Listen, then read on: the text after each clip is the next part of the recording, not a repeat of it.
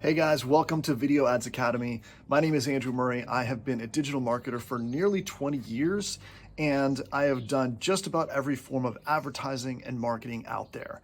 And you know what? YouTube ads is my absolute favorite one. It's the easiest for people to get started in, and it's the most effective. And there's a few reasons for that. Now, if you do have a YouTube channel and you're looking at growing it, there's really two ways you can grow your channel. You can grow it through SEO by being smart and creating videos around specific keywords and phrases, or you can use paid advertising. And the interesting thing about paid advertising is other people don't need to know that you're doing it. You can run an unlisted video as a paid ad, and it can still increase your reach and allow you to kind of build, that momentum or enough subscribers so that your organic reach increases. And so that's why some people do YouTube ads. The other thing about YouTube ads is, I know you've probably seen some annoying ones, but they actually work, right?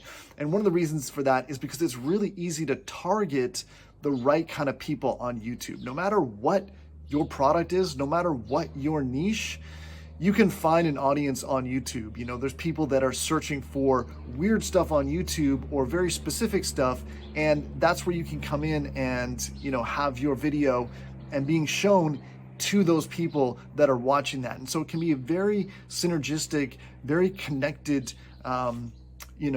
between what people are watching, the video they're choosing to watch, and your ad. You can get in front of the right kind of people. And this course, Video Ads Academy, is going to teach you exactly how to do that. You don't need to have run YouTube ads before. You don't need to have run Google ads before.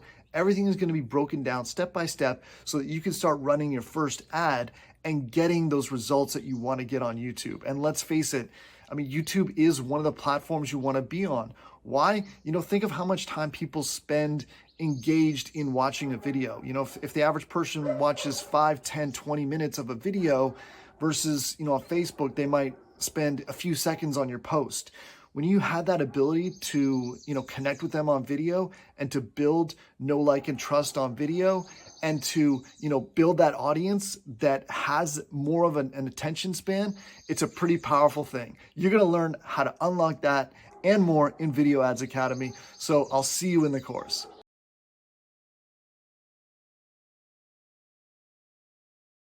All right, so you also want to get your analytics tracked with YouTube. And so that's why it's important to understand about how to set up your analytics the right way. So in this case, you're going to go to analytics.google.com and you're going to set this up. Now, if you're already logged into your account, as I am here, you'll see marketercast@gmail.com. What you can do is you can actually create your account name. So I'm going to put MarketerCast, and I would recommend agreeing to these. You're going to want to measure on the web, and you're going to want to put the name of your channel. So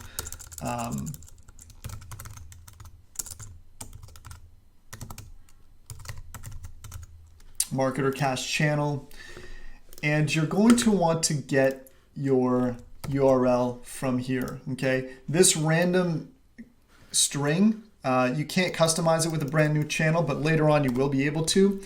But for analytics, it's not important right now. You can actually put that in, and remember to put the HTTPS industry. Let's just put games, and then your reporting time. Let's just pick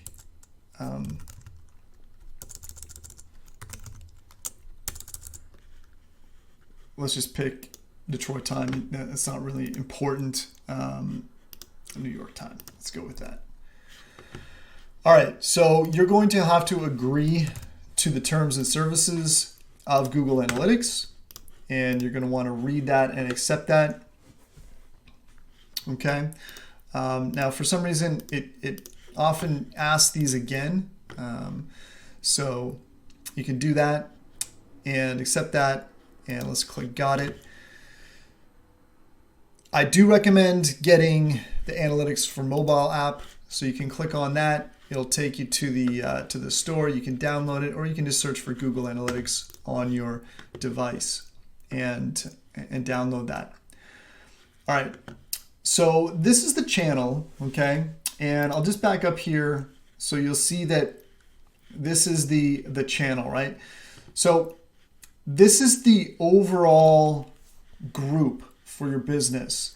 This property and apps, this will be where you put in your channel. And then let's say you had a website, that would be a different property, but it would still be under this main account, right? So this is your YouTube property. If you have a WordPress site, that will be a different property right here. And then the views is actually all your web data.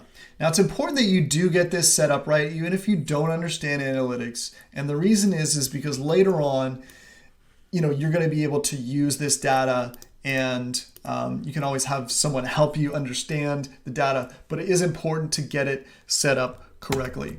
So what we're going to do is we're going to take this tracking ID and we're going to go over here and we're going to go back to the settings, and under the advanced settings and in the advanced channel settings, it's going to say Google Analytics property ID tracking. And you're going to paste that in here and you're going to click save. Okay. You don't need the rest of the code. You just need that specific part of it. Okay. Now, if you do have a website, then you're going to want to take the whole code for this section and paste it on there. Okay. There is one other thing that you're going to want to do with this.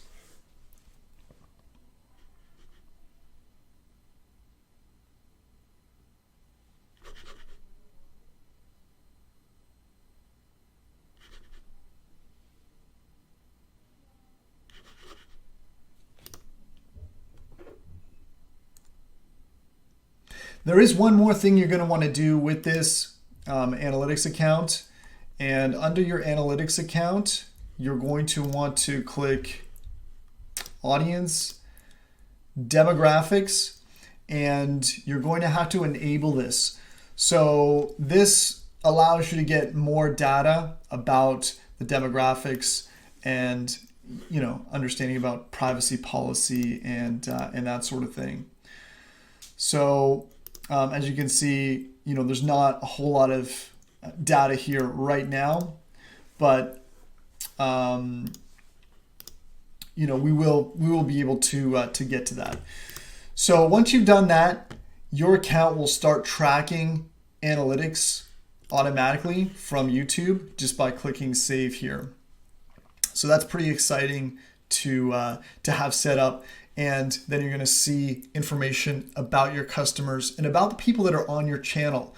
Now, YouTube does give you a lot of that data naturally, so we are going to see some of that, but it is important to set it up the right way because, hey, if you're going to be doing this, you might as well do it the right way. Now, if you already have a channel, of course, you can just add this follow the analytics and add it to your channel right now. It doesn't matter if you've had your channel for 3 years. If you don't have it set up with analytics, do that step now and get set up and get a property a tracking ID for your YouTube channel.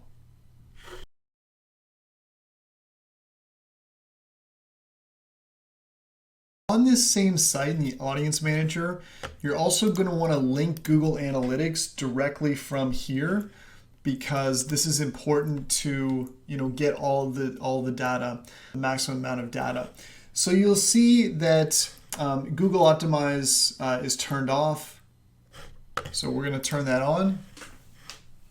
Okay, and then we're going to actually link. So it's select the analytics properties you want to link to Google Ads. So what does that mean exactly? You're going to want to link to Google Ads here with this. So this is the channel data, and you're going to want to link that with your Google Ads, and this is the website. So you're actually going to want to link both of them. So all website data and import site metrics, and click save. And then on this one, you're going to want to link, again, all site data and import site metrics and click save. So now you've got those accounts linked, okay? And so we're going to go back here, and there's one more thing that we want to do. We want to also look at your YouTube account and link to the YouTube. So your channel link must be verified in both YouTube and Google Ads. So we're going to paste the channel in here.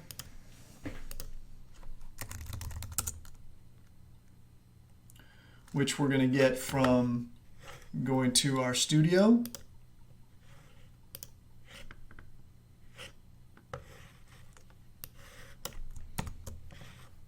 And so we're going to take that part of it and search for it here. And when that comes up, you're going to click I own this channel, and it says continue to YouTube to complete the account linking process. Go to YouTube. If you're logged into your account, it's going to keep you logged in, and we're going to link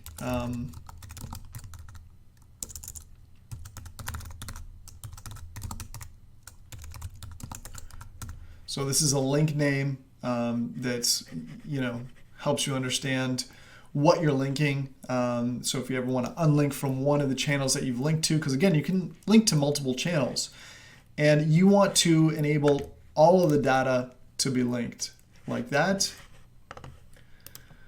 Okay. And we've got that done. Give her a quick refresh. And we've got that linked. Okay, perfect. So now we're going to go back to the audience manager and audience sources. And we got everything. We actually got everything set up, so that's good. And you'll see that we have some pre-built lists here that are populating because we've connected to that. So we've got all visitors, people who have visited pages that contain those remarketing tags, and the remarketing tags are the ones that we just put in the Google Ads site tag. Okay, that's the remarketing tag that it's referring to. People who visited your website but didn't view specific pages, non-converters, past converters, searchers, people who did a search on your site. So these are just some automatically created lists that are going to populate. Now later on in some of the modules, we're going to really get into the details of what kind of lists you want to add here, what kind of custom audiences. There's a whole lot of stuff you can do with the Audience Manager, and that will be for another module in this course.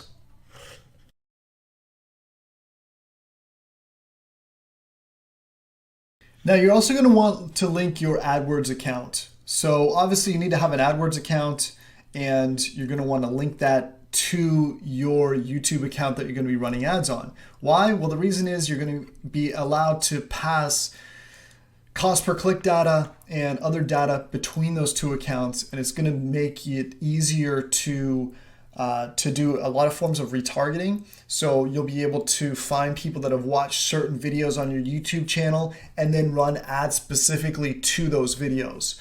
So it is important to do that. So you're going to sign into AdWords for video here, and then copy the customer ID from your AdWords website and paste it into the box. Okay, and then you're going to click next, and that will that's how you do that. This is not my main AdWords account, but this is the one that I'm going to be using for most of these videos here, and I'm going to paste it into this box here and click next. And then I'm going to assign a name to this AdWords accounts, Andrew Murray Live, because that's what I associate it with. And you can set permissions to the account. So what this allows you to do is, I would recommend having all these checked on, because this will allow you to pass view counts and call to action data back to the AdWords account. This will allow you to remarket, so you can show your ad to people that have visited certain videos, that have watched certain videos, that have watch a certain amount of time, spend a certain amount of your time on your channel, a whole bunch of cool stuff that we'll get to a little bit later. And then engagement. This measures the video ads impact by tracking the visitor behavior on your channel once they view ads, so you can see if they've seen other videos. And this is where you're going to be able to see if you've earned some extra views or earned some free subscribers from your paid advertising. So I definitely recommend leaving all these checked on and then clicking finish, and boom, there you go. So you can link to multiple different AdWords accounts. So if you have someone else running your channel for you, then you can certainly do that. And you can see that you have the permissions. If you ever want to unlink that account, you can always click unlink account there. On the other side of the fence, for that account to be fully linked, you'll see that I have a request to have a YouTube account link requested. And when I click on that, it's going to say, it's going to ask for my permission, okay? So this is where I, as someone who's running someone's ads, can manage some different accounts. And you can see here is the account, here's the avatar image, and what permissions are, needs my approval. And so I need to actually approve this. So I could actually reject this, but in this case, I'm going to approve that. And so I've now approved that, and now that data can pass back and forth. So both of those steps need to be completed before you can actually have the account fully connected to your Google Ads, which is very, very important.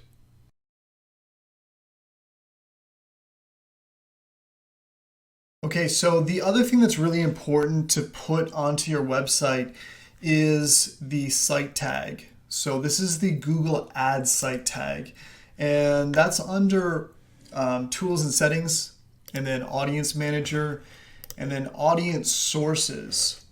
So this Google Ads tag, what this does is this allows you to create remarketing lists and conversion tracking. And so you want to add this to your website. So when you click that, it's going to ask you whether you want to collect general data or you want to collect data on specific actions. So this allows you to collect a little bit more data. So I would recommend doing that. And then none of these are specifically applicable to what I'm doing. So I'm going to select custom. And then it allows you to exclude California users from remarketing. I wouldn't do that unless there's a legal reason for you to want to do that. And so click save and continue. Okay.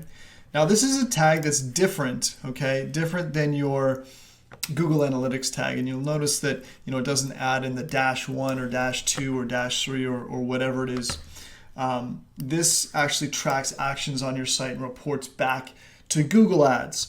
So you're going to want to take that, and then I'll show you how to put that on to your website here. You're going to want to do it the same way under Settings, Tracking Code Manager, and we're going to add a new tracking code and want this on all the pages. And this is the Google Ads site tag. And so we're going to paste it in here. And again, I want this on all devices, standard tracking code, the whole website, all pages, all posts, everything, and click save. Okay, so now that's done. Okay, so you got that in there. For more advanced things, it can track specific snippets, so specific actions on your website, so on and so forth. But for right now, you just want to make sure that that at least is set up and all ready to go.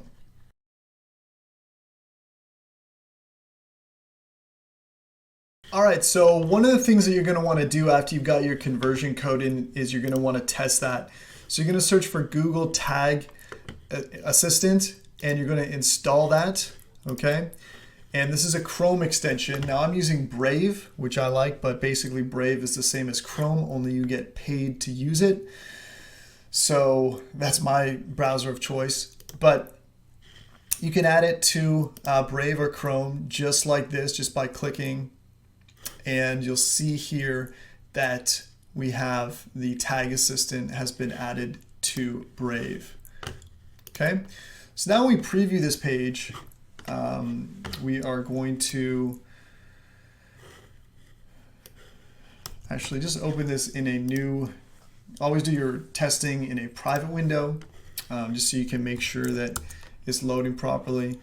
So we're gonna load this page here, and cool. So we got that done. So MarketerCast/thanks, and then we're gonna click the Google Tag Helper, and we're gonna click validate selected pages. So click enable, and then record. And that allows you to record all of the tags that fire on this page. So I'm just going to refresh. All right. And then you'll see here that it loaded these tags. So it actually loaded, yeah, so this is going to check if anything else is potentially blocking any of these tags.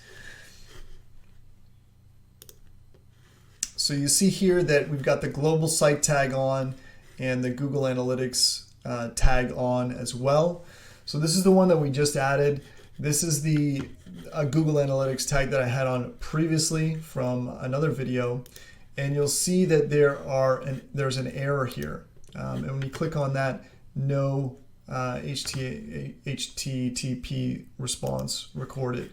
However, for this one, you'll see that we have this account that is loading correctly.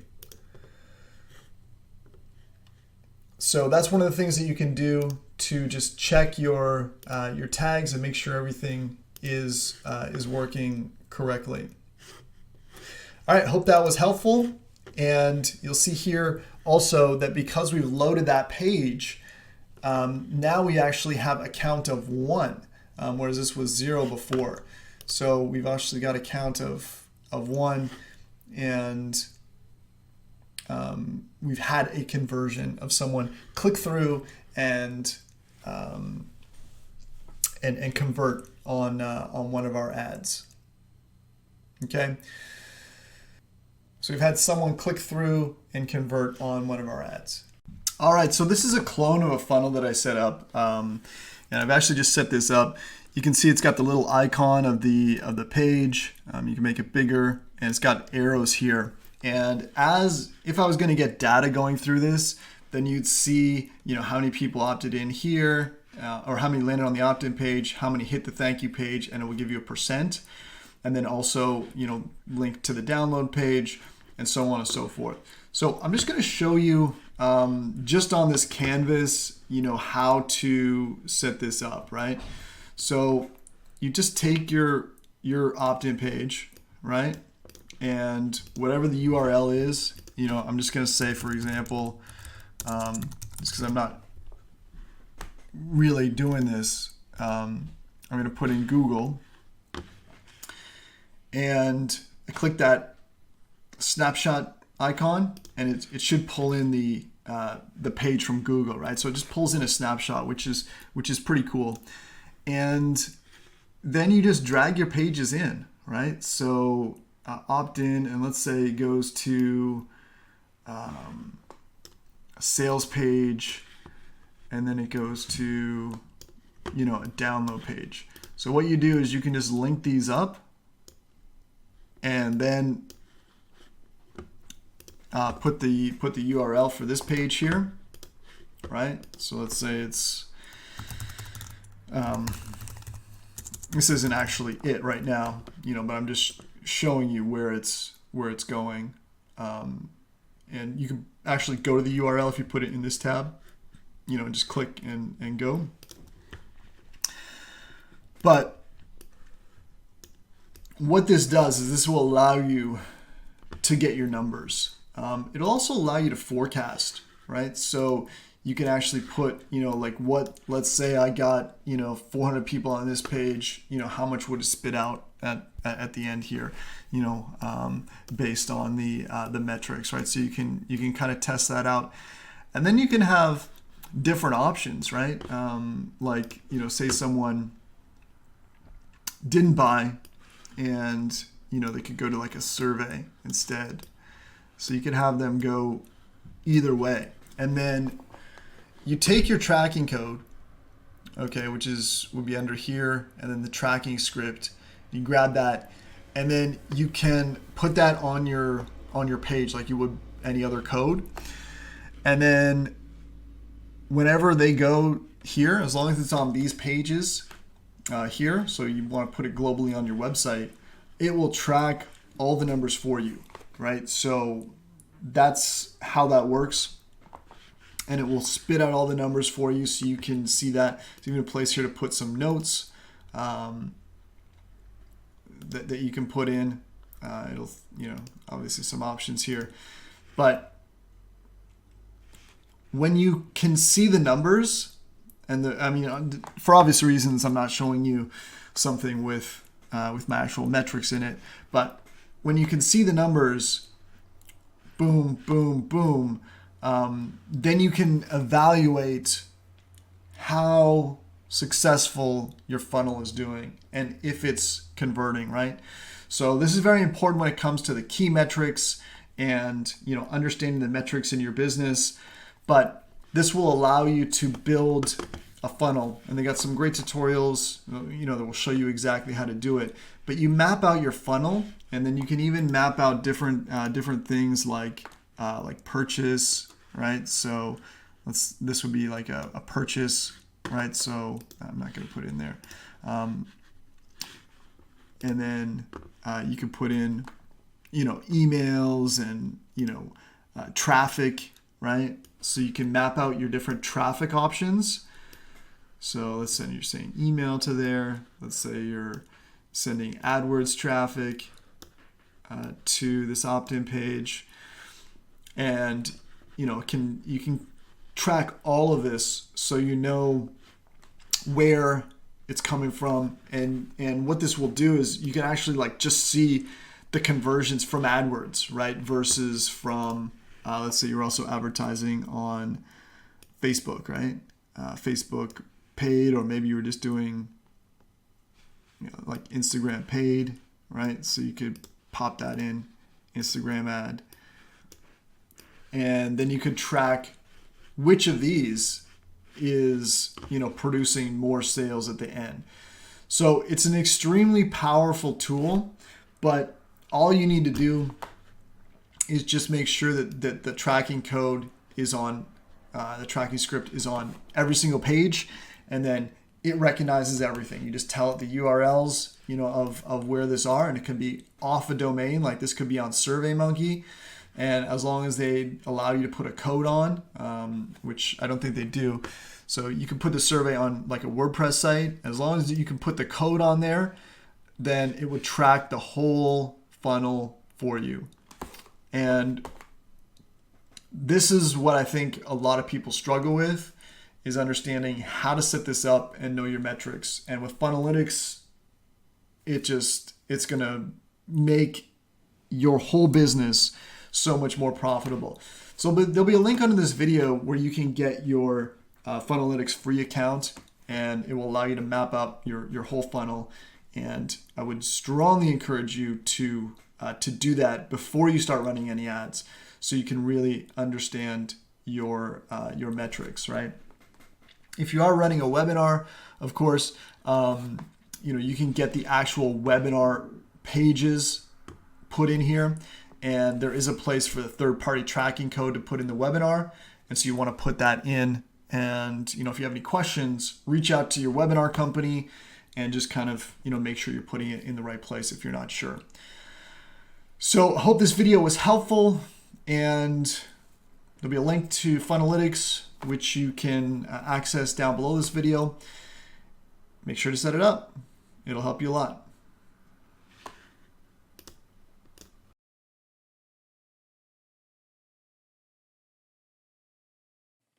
All right, so we're going to go over some key metrics that are really important when you're running YouTube ads. Now, part of these are related to the ad, and part of these are related to your own funnel. But when you're looking at your YouTube ads, there's a lot of different data in there. There's a lot of different numbers. And so what my goal here is to help you focus on the ones that are going to be most beneficial for your business. So the key metrics that you need to really think about are the cost per lead and the cost per add to cart. So how much it costs someone to become a lead, or if it's an e-commerce, how much does it cost for you to get someone to come in and take that first step of adding something to their cart. The next one is a return on ad spend. So that's what you make after you've spent your money on ads. So what's your return on investment based on what you spent on the ads. The next one is the cost per sale. How much is it costing you to actually make a sale, right? And that's different from a lead, because the lead is just a lead. But when someone actually spends money with you and you make that initial sale, what's your cost that you're spending in advertising in order to make that sale? So here are your key metrics for the ads account. Okay, so when you're looking at your ads, these are some of the things that you should be paying the most attention to.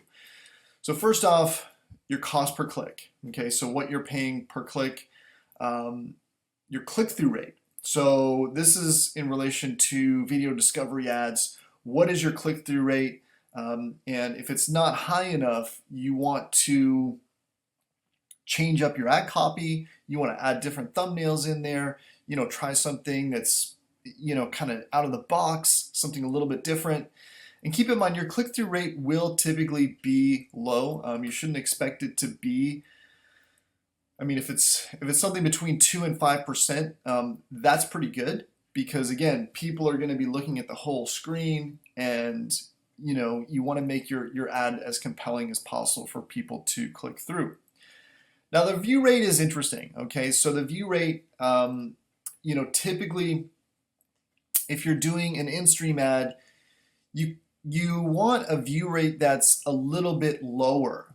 So what I mean by that is, if too many people are viewing your ad, maybe you're not disqualifying them in that qualification stage of the ad. Like maybe you're not being clear that, hey, if you're not interested in XYZ, then click skip. Because particularly with in-stream ads, keeping that lower than, let's say, 20 or 30% will help, because you're not going to be paying for those ads. Now, if you're doing branding or something else, or you're doing longer ads where you're trying to build watch time, then you might want to have view rate as something that's higher, right? So it kind of depends. But do keep an eye on that and compare that between your different ads, so you get a good idea of what's working and what's not. And then cost per view. So this is a really important metric. So your cost per view, how much you're paying per view. And that will vary with your different niches, across different niches.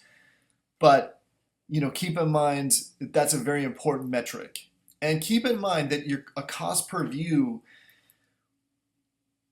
should be taken with a grain of salt, because you're going to be looking at what's your cost per view based on that particular targeting segment, right?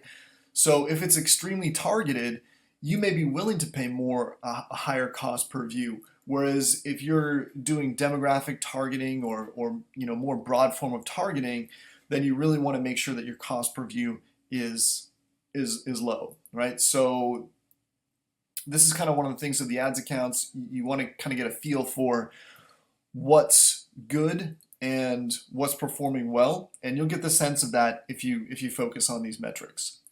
The last metric is for the funnel, right? So wherever you're taking these people to, it's very important to pay attention to the squeeze page conversion rate. So whatever opt-in page you're sending them to, what's that converting at? And as we mentioned earlier in the course, Funnelytics is a great free tool that's going to allow you to track that.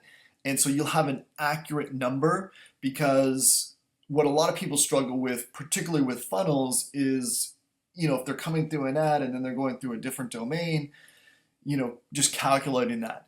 So watch a video on Funnelytics, make sure that's set up properly so you can have an accurate squeeze page conversion rate. Obviously, if your squeeze page isn't converting, it needs to be changed, right? You want to try something different so you can increase that squeeze page conversion rate, because the more people that opt in, the more you can pay in ads and still be profitable.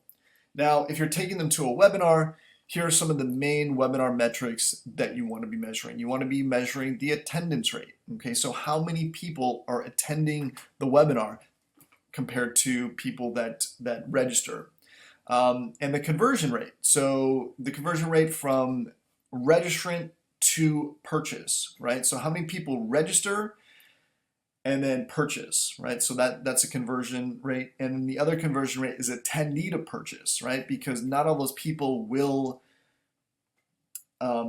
attend, right? So you want to keep track of all those things, right? The registrant to attendee, the registrant to purchase, and the attendee to purchase. So if you got those three, then you should be in a good place. And you also want to measure the upsell take rate, right? Do you have enough of a compelling offer that people are taking that? And again, that's going to vary in different niches. What rate people take the upsell is, how compelling is that offer? But that's important to keep in mind. And then also the lifetime customer value, which is a little bit of a funny number because I always find this number a bit hypothetical because it's hard to gauge an actual lifetime customer value in a lot of cases. There's some guesswork there with all numbers, but you want to kind of measure things so you can look at the numbers and make a judgment call. Hey, something needs to be changed, or I'm really happy with this. The money's coming in and everything's working. So make sure you have those metrics and you know what your numbers are for all of those different metrics. All right, so let's talk about YouTube ads to monetize your channel. And to be honest, this is a little counterintuitive because you're using YouTube ads to get monetization where people are going to be paying you and you're going to be making AdSense revenue from videos on your channel. But be that as it may, 4,000 hours of watch time is a pain to achieve. So for a lot of our clients, we actually, will try to find a really low niche video that's long that we can run and help build that watch time up. Okay, so you need 4,000 hours of watch time in order for your channel to get monetized. What we do is we target TV screens at 1 cent per view. Okay, and the reason we target TV screens is typically if YouTube's playing on a TV screen, they may play the ad and not have someone click next. Like it may just play the ad. So if you run a really long video ad, like an hour long, maybe this is a webinar that you've done, or maybe it's a gaming video or whatever, you'll find that you'll get people that watch all the way through it. Okay, particularly if you're targeting TV screens, that's where you want to target for these. And typically TV screens are going to be the lowest cost of that device targeting. So the device targeting you can do, once again, just to recap, is desktop computers, mobile phones, tablets, and TV screens, right? So TV screens is going to be the least expensive. So you can also use video discovery ads because that will drive more engagement, because if people choose to click on it, then typically that drives more engagement. I do recommend for your YouTube videos, just your plain average YouTube videos, if you've done a good video, it doesn't hurt to run a campaign and spend, $5 even getting that video out there. Because what it's going to do is it's going to get you more watch time for that video. Because let's say you just put out a video on, a particular topic. Okay, it's a brand new video. Maybe, you got 10, 15 views. You just put it out like a couple hours ago. When people are searching and they see a video that's, got 10 or 15 views, okay, maybe it'll have that little new sign, and so they'll kind of click on it thinking that it's new. But let's say that new status has run out and you got 15, 20 videos, 15, 20 views rather. You know, it's not that appealing to click through, right? So because of that, you can get a bunch of views by running ads and make your video more competitive, okay, and more attractive to being clicked on. This works really well on non-competitive niches where, you know, you're dealing with videos that don't have a ton of views and you want to kind of leapfrog a bit and get a bit of a boost to for your YouTube videos, okay, your organic YouTube videos, and you'll get some more views that way, and it will also make it more attractive for the click-through. So it's definitely a strategy that I use, and I use with my clients. You know, if they've done the work of putting out a video, you've gone through all that trouble of optimizing it, you know, getting the maximum reach, you might as well run a little ad and just, you know, get some traction and get some views that way, right? So definitely consider that for your organic YouTube videos as well.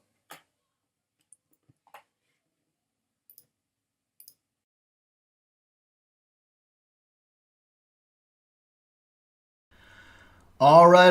Well, let's take a deep dive into one of my favorite subjects, which is targeting. So let's go over some best practices. First, keep different targeting methods separated by campaign, right? So you can just look at the campaign and you know that, you know, it's one targeting method. I find that very helpful because you don't want to mix your targeting methods, particularly you never mix them in ad groups, but I like to separate it by campaign. Take your time when you're researching your targets. Okay, so when you're trying to find your targets, whether that's keywords, whether that's placements, it's a very time-consuming process. Okay, even with something like TubeSift, you want to go through and make sure to remove all the videos that aren't highly related to your target market, okay? Because some will come up no matter how you're searching, whether you're searching on keyword, whether you're searching on related videos, all that kind of stuff.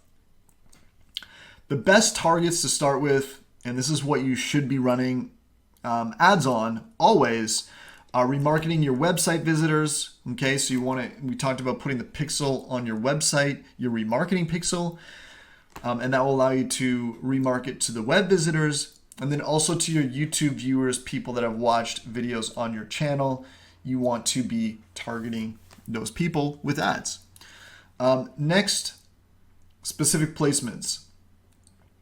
And I should mention, you know, you want to target YouTube viewers because, you know, otherwise you're relying on the algorithm. And, you know, if you've noticed your YouTube video, even channels that you're subscribed to, you may not see their videos for a long time just because of, you know, you got other subscriptions and there's only so much space that they can show you of new videos. So by doing a little bit of remarketing to those viewers, you're always going to keep in the focus in the front of their mind, which is important. Okay, so after you've done that targeting, the next best targets to do are specific placements. So we use TubeSift for that, and we got a demonstration on how to do that, a deep dive into TubeSift. Placements rock. Placements are absolutely the best for, like, they're just awesome. They work really, really well. Next is keywords, okay? And keywords, and I've talked to the Google Ads, you know, you will find sometimes that keywords just don't fire the,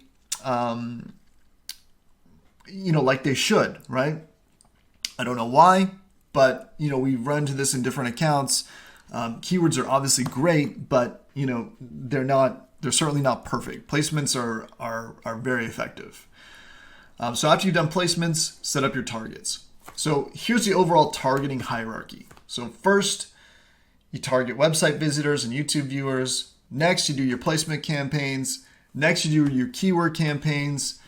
Then you do your custom intent audiences. So these are people that Google has, because of their Google profile, feels like they've profiled them basically. It's like your profile, like Facebook has a profile of you, of what you like, and all this kind of thing. Well, Google does too, because people walk around and they don't log out of their Gmail and they just go about the web, right? So they profile you and they will put you into high interest categories, and you'll be able to see that all in the custom intent audiences.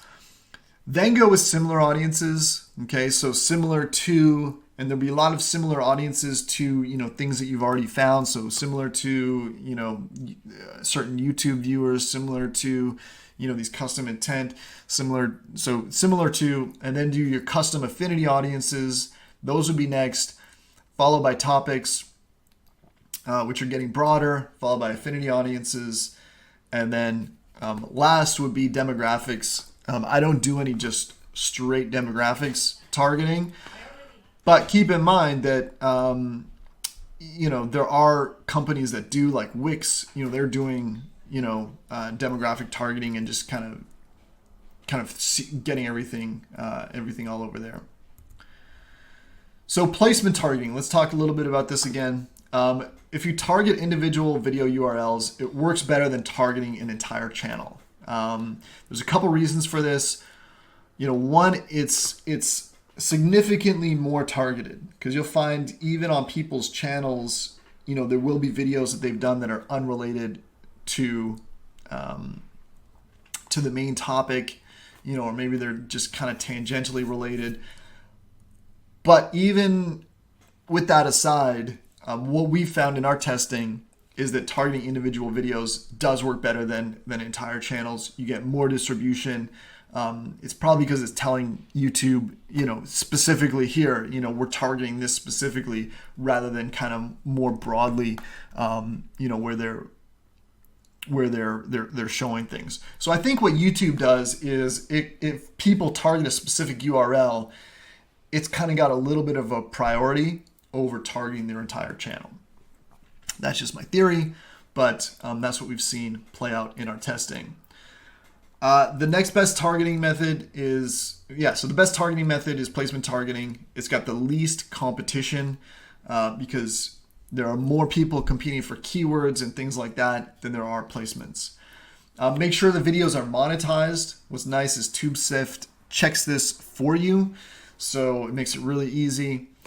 You can filter for most viewed and monetized channels on a particular channel, right? So if you want to deep dive into a channel, you can find their most viewed, their monetized videos, and that's your like 80-20, right? So where you're focusing on what's going to get you the most bang for the buck. Again, take the time to exclude videos that are less than perfect. If a video doesn't look perfect, exclude it. This will mean that as you're going through TubeSift, sometimes you'll click through and play the video and, kind of just see, like we did in when I was showing you the placement targeting, just to make sure that it's really good, because, you'll end up spending more money and getting less results if you don't take the time in the beginning to do that. And as I said, targeting channels often doesn't work well. Individual placements gives you more results. So when it comes to keyword targeting, Google will just kind of encourage you to use broad match. So for example, tennis shoes, right? So that could bring up things like running shoes, like outdoor shoes, like things that don't even have the word tennis or the word shoes in it, right? Like running stuff for the feet, that would be a broad match term, right? So when you're doing broad match, you lose a little bit of control, okay? And if you just put in the keyword like that, then you'll get broad match. Phrase match means tennis shoes has to be in there, but there could be stuff before or after. So it would bring up stuff like red tennis shoes, blue tennis shoes, tennis shoes, do they work? That type of thing. Exact match is only what's between those square brackets. So for example, tennis shoes in this case, it would not bring up, you would not serve an impression on green tennis shoes, right? Because it's exact. So it's only what's between those square brackets. And then negative match is a little minus sign before the keyword, so not yellow, right? So it would exclude everything that's yellow. So that's your introduction to match types. Here's a pro tip. Group highly related keywords into the same ad group, okay? If your ad groups get too big and you have, 20, 30, 40 keywords, that's too large, and you're not gonna get as good results. So, there's a little bit of an organization process to doing keywords and getting them into tight ad groups, but that's going to be your best practice and get you the best results.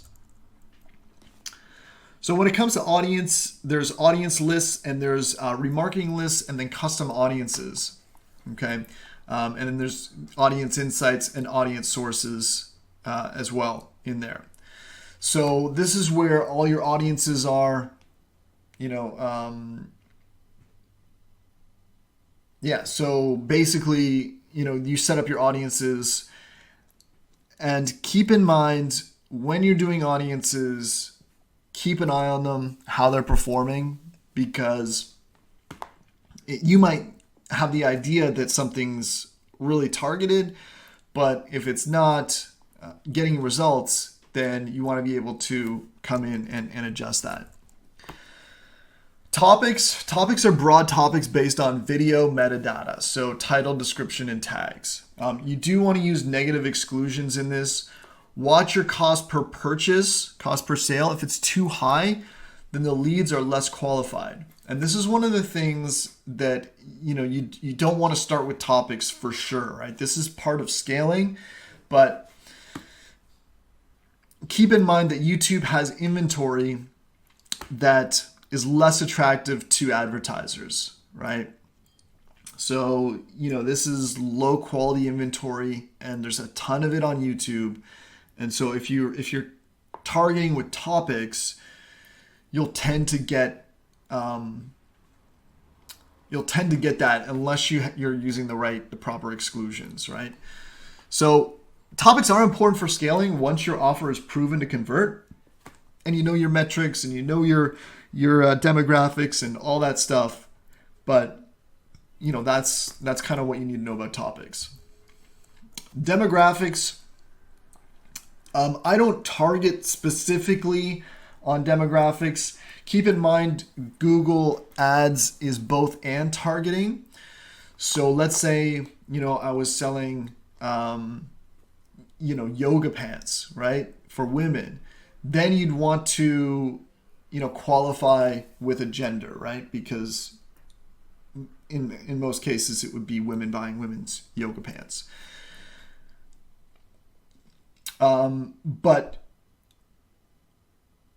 So the main demographic considerations are age, gender, parental status, household income.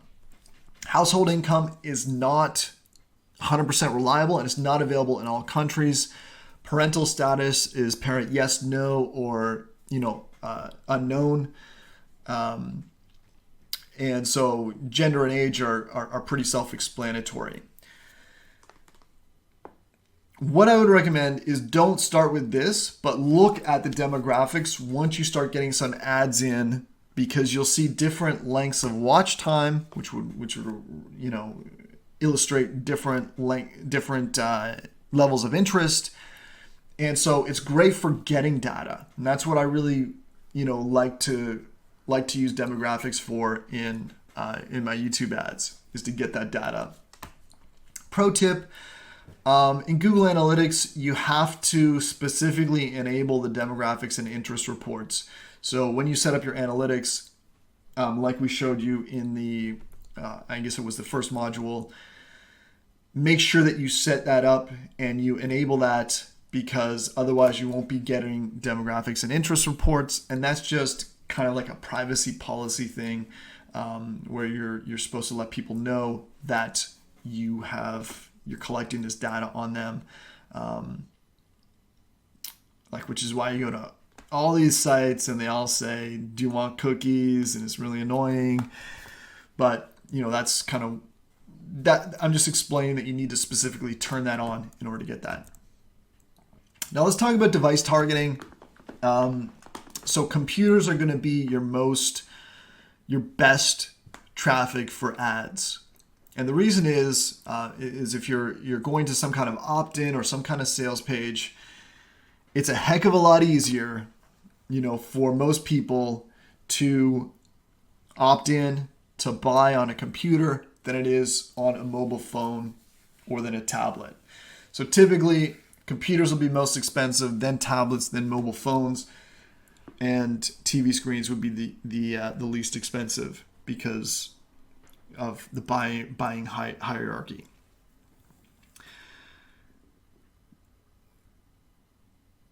It is good practice sometimes to like look at this device targeting, you know, break it into segments, look at your device targeting, and then maybe do specific bids, or break it out, you know, and do a different ad group. So one ad group just for computers and one ad group just for tablets, because then you can really refine your bidding for each of those different things, and, you know, make sure that you're getting your metrics right. So we have that video on, you know, the metrics and knowing your numbers. So watch that as well. So device models and networks. So here are my thoughts on this. You know, an old device could indicate a less desirable customer, right? If they're still on an iPhone 3, you know, it could indicate that, you know, they just don't have a lot of disposable income, right? So that's one thing to keep in mind. Generally, when I'm starting a new campaign, I don't touch this. I'll leave this, and then I'll look at it later, and then maybe cut some things out. But, you know, if you're on a budget, you know, that's something maybe that's important for you to exclude, you know, older devices right away. You could do that. And then also networks, you know, the one thing to point out is on Wi-Fi, you know, are they on Wi-Fi or are they on, you know, cellular data? Well, you know, they're probably less likely to watch a longer video or register for a webinar and stuff if they're on cellular data. So that's one thing to keep in mind as well. For the video networks, it's just called networks. When you're setting it up, you have your YouTube search results, and these are video discovery ads only. Okay, that's uncheckable. So you can uncheck that. The middle one is always checked. And this is YouTube videos. So this is YouTube videos, channel pages, YouTube homepage. This is in-stream and video discovery. So if you're doing in-stream, that's your main one, but you can also do video discovery on this, right? So what this means is for video discovery, you can do just search results. So just show up in the search, or if you select YouTube videos, it would be showing from the metadata of those videos, okay, that show on that page without them having to do a search, right? So if someone's interested in bodybuilding and, you know, they're watching a bodybuilding video and you've got an ad that's related to bodybuilding, you might show up as, you know, a clickable video discovery ad on the side there if you have this selected. Last thing, video partners on the display network. These are third-party sites, so they're going to be lower quality because, you know, they're on these other networks. So typically, check that off. Don't have that checked. Make sure that's unchecked, and you'll save some money. Later on, if you're scaling, then look at that. But I would generally always keep that in its own campaign, so it's separate, so you can kind of see the difference of how that's working. All right, so that's a deep dive into targeting. I hope that video was really informative and gave you some great information. All right, so we're going to get into placement targeting and why this is such a powerful way to target. The reason is because there's so many videos on YouTube, and a lot of people don't target this way because for the most part, it's extremely difficult. For example, could you imagine going and, let's say, searching for tennis shoes and then trying to find all the relevant videos about tennis shoes that are monetized, because some of these videos wouldn't even be monetized, right? So here's how I use TubeSift, okay? And I use this to build my list of targeted keywords, because when you go through and do this, you know you're getting targeted placements that are like the perfect video for you to run your ad before. So I'm going to type in, for example, I'm just going to show you a couple ways to use this. Tennis shoes, and I'm only going to choose 10 results just for the sake of speed, but I love that you can do up to 300. And typically when I'm doing this, I'm doing 300 and then going through and, you know, knocking off all the ones that are not perfect for me. So you see here, it scanned a couple of videos, and as you can see, the first 6 videos, only 2 are monetized. So if you had put these other, you know, the difference between that, let's say 8 videos that are not monetized, then the rest of those videos, you know, they wouldn't even, you could put those placements in, but they'd just never show up. So you'd be wasting a ton of time. Look at this ratio right here. You know, one in every 4 videos is monetized, right? And it's searching for 10, right? So it's going to find all the videos until it's actually found 10, which is really nice. So when you put in 300, it's actually searching for more than 300 videos, because again, not all of them are going to be monetized. Okay, so we should be just about finished up here with this example. And what I like to do is I'll show all of them here so I can see all the videos. And you can see right off the bat that some of them are not relevant, right? So let's say your product was tennis shoes. This looks like it's not related to it. It might be a music video or something. You can click and go right to it.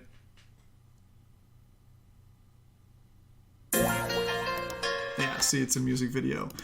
So if you're not sure, you can click through and then you know to exclude those, right? So you only click on the ones that you want. You can exclude the ones that you don't want. And as you can see, even with something like this, you know, this is Nashville season 5, and this is, you know, probably not related if I was selling tennis shoes. You can check out the channels too, which is really nice. So let's type in something different. I'm going to type in a brand name, Nike shoes. And this should be a little bit more specific, because tennis shoes, and this is a good example for keyword research, because tennis shoes are very broad. You know, like someone's just looking at different tennis shoes. They don't really know what kind they want to settle on. And so when they've actually decided on, let's say, Nike, or then a specific, you know, type of Nike like Air Jordans, then it becomes much more specific. So as you can see here, we've gotten 10 results, and these are all monetized, right? And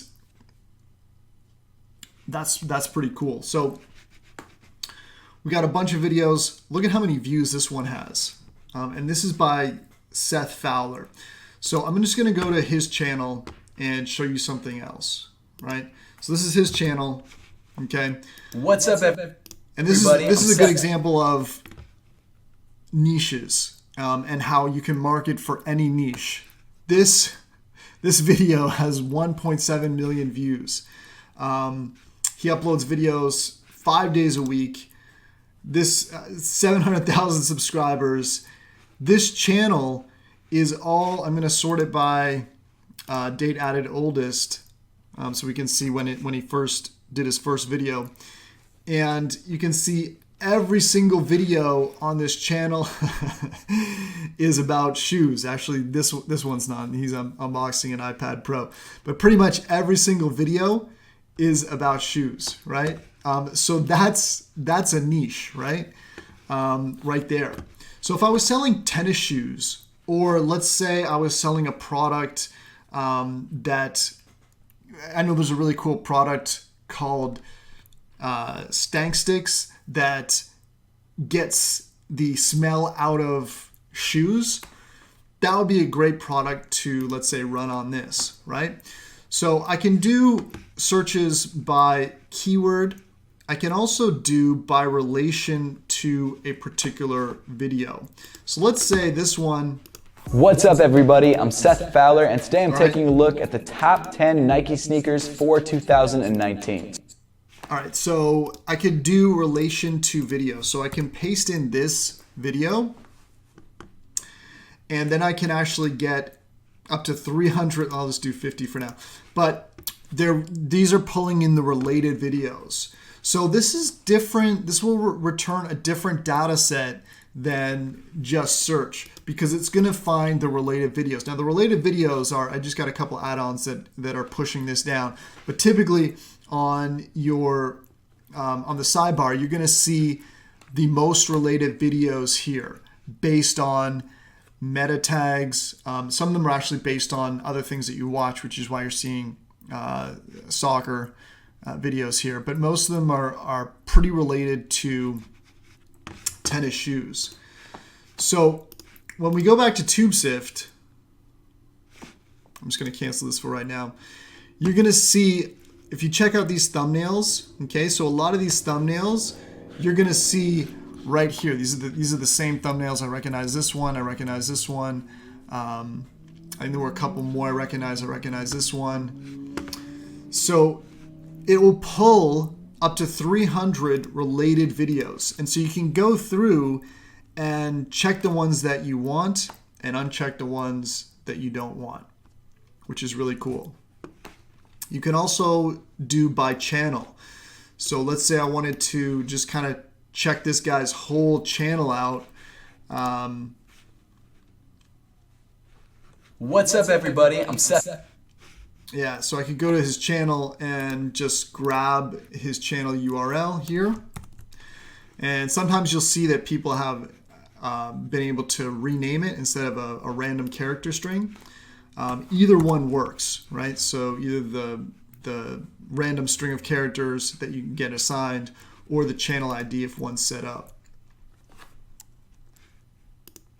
And actually, I need to put just in the format right here.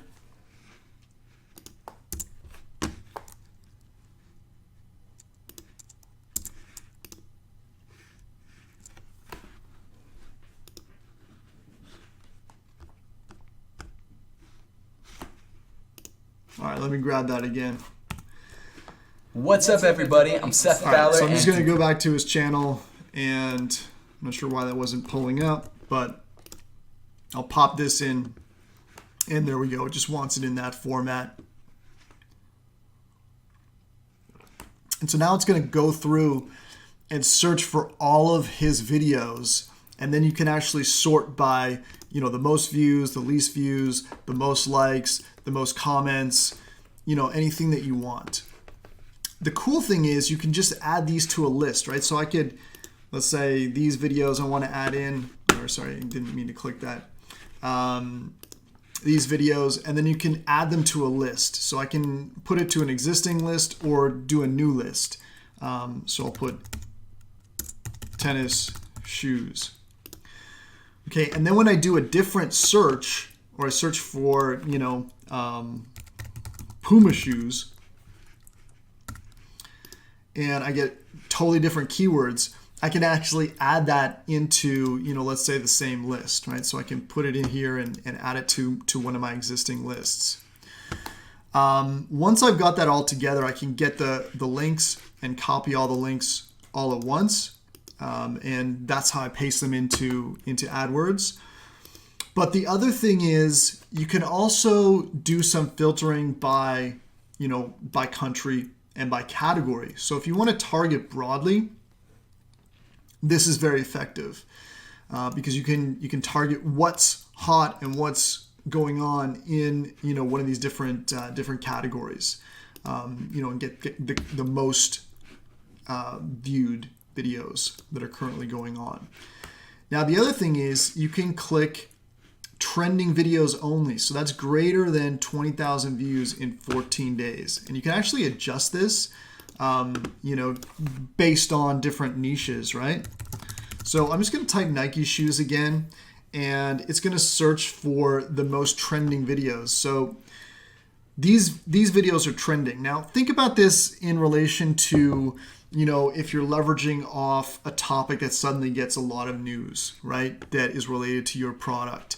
This is a phenomenal way to be all over and capture the market, because as you can see, all these videos here have 14 views in the last 14 days, or have over 20,000 views in the last 14 days. These are all brand new videos. So I'm just pulling up brand new videos. So that's really cool as well. Okay. And there is also advanced settings, right? So you can actually search for language, right? So if you want to default for the language, and I'm just gonna reset that again because it was in the middle of a search. So you can actually filter just by English. You can actually search by priority by most relevant, or by most views, or by most recent, right? So if you want to find the most recent videos about something, then you can do that, right? And find the most recent English videos, published before, published after. So you could have a limit of when they're published before. So let's say you don't want to advertise on older shoe videos, right? Because maybe those are more historical, or it just doesn't kind of fit your demographic as well. You can actually customize this, and just for videos published after 2019 01, let's say. You can toggle the license and just pull up standard YouTube license or Creative Commons. And you can also target longer video duration. So one of the ways you can use this video duration would be, let's say that you wanted to run a tutorial video as like a video discovery ad. And the interesting thing is you could actually just find other tutorials, right? So you can find people that are looking for tutorials on WordPress that are long, right? And then you could just do high definition or standard definition. Usually I'm going to use both. And you can actually just show all videos and all, with the monetization indicator. But let's say I had a product that was, selling like something to do with WordPress, and I wanted to really build some video discovery and run on those keywords. What I would be able to do is just find WordPress tutorials that are long, right? And then I'd be able to run my video in front of those.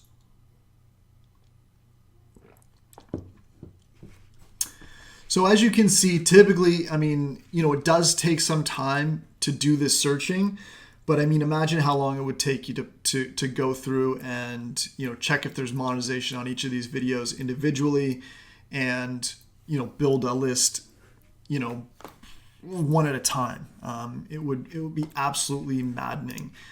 And I think that this is not pulling up great results because tutorials WordPress is kind of an awkward way to phrase things. Let's just put WordPress, and this is putting the most recent first, so that's also not ideal for this. So let's just see what is the most relevant long tutorials about WordPress, right? So let's say I had, and this is pulling up much better results quicker, as you can see right here, but let's just say I had a WordPress plugin, or maybe something related to WordPress.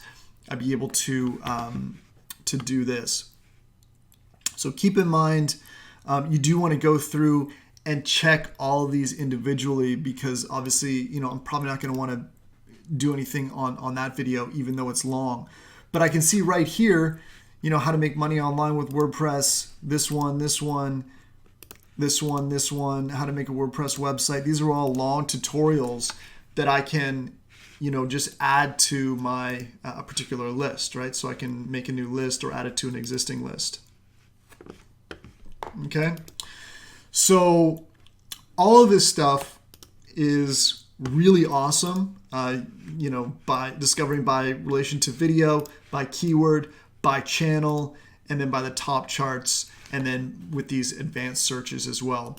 You can also change the default search system to just be English, which probably isn't a bad idea if you're marketing in English. And think of how powerful this is if you are marketing, let's say, in a different language like Spanish or Dutch, where there's much less competition. You'd be able to filter and just find the right videos, and have that all filtered for you. So typically I'm going to leave it on the most relevant, but this is phenomenal. What's cool is it saves all your placement lists right here. So anytime I add something to a list and call it something else, it saves it so I can go back to it. I can pull up that list again immediately, and I can either remove videos or add videos to it, do another search, and then add more videos to it, that sort of thing. And it really is phenomenal.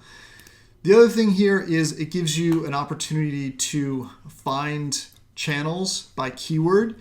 And again, when you're starting your keyword research and we're starting your channels, if you really want to find channels, I would recommend to do this first. Find a bunch of channels, write them down in a spreadsheet or on a piece of paper, and then go back and look at them and evaluate them. You can also discover featured channels here, and then the keyword ideas. This pulls in the base keyword and then adds the A to Z. So this is like the autocomplete, and it will. Let's just show you how it works. Nike shoes, and then you can do the which country that you're going for, and then it will pull in all the different keywords, right? So first it's going to pull in all the A keywords, right? So Air Max, Amazon, Air Force, and then you can actually go and look at those videos, right? So if I click this, it would just look for the videos that were on this keyword, right? Or the channels, for example, or you could pop right over to YouTube, or you could pop over right to Google and just do a search to see what's on the keyword about it. There's also a filter here, so you can filter out certain keywords like Amazon and just kind of find that, find which ones have the Amazon in it, or something else, for example. And they have the word frequencies, which is pretty cool because you can see that a lot of them are looking for sale, right? And it allows you to select or unselect all of these ones, right? So if you're not looking for, so obviously this, you go through here and you kind of look at what you're looking for, right? So 4 would be size 4 probably. And so on and so forth. So you could kind of just select all the sales, and then it can you can make your keyword list based on that. So ultimately, that is pretty cool. But I'm telling you guys, I mean, as you can see here, there's a couple ways that are just phenomenal to target through the video search, by keyword, which is easy. I really like the results from relation to video, because when you expand that out, if there's one, you can just start with one video where it's highly related, and then you can just pick a number here, let it do its thing, and it's going to sort them all into which videos are monetized, so you're not wasting your time. So I hope this really explains about how to find the right placements, and then of course you just get your list. You pop it into the placements targeting in your Google Ads account, and away you go. And you know that every single time your ad is rolling, it's rolling in front of an ad, in front of a video rather, that is extremely targeted. And that's how you can make sure that you're really maximizing your advertising budget. So I hope this video was helpful, and if you have any questions, reach out to me in the discussions.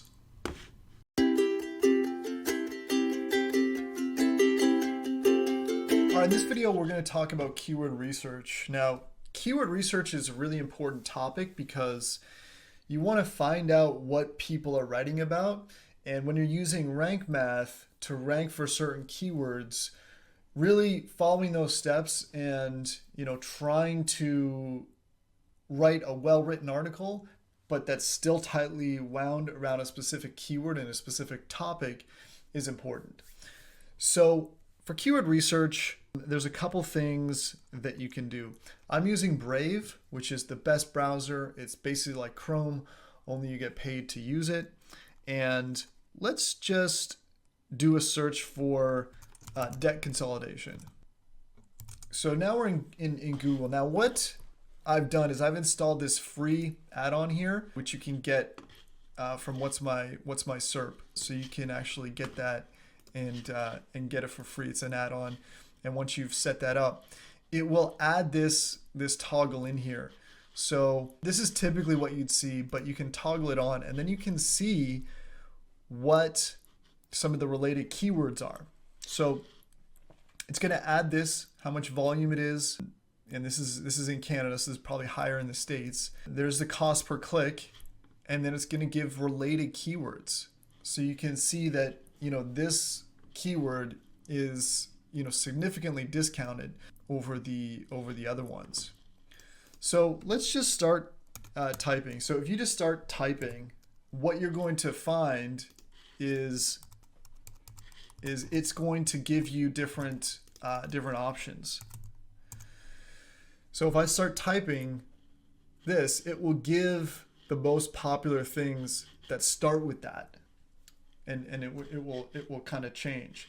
So this is a weird thing because now it's kind of focusing on names.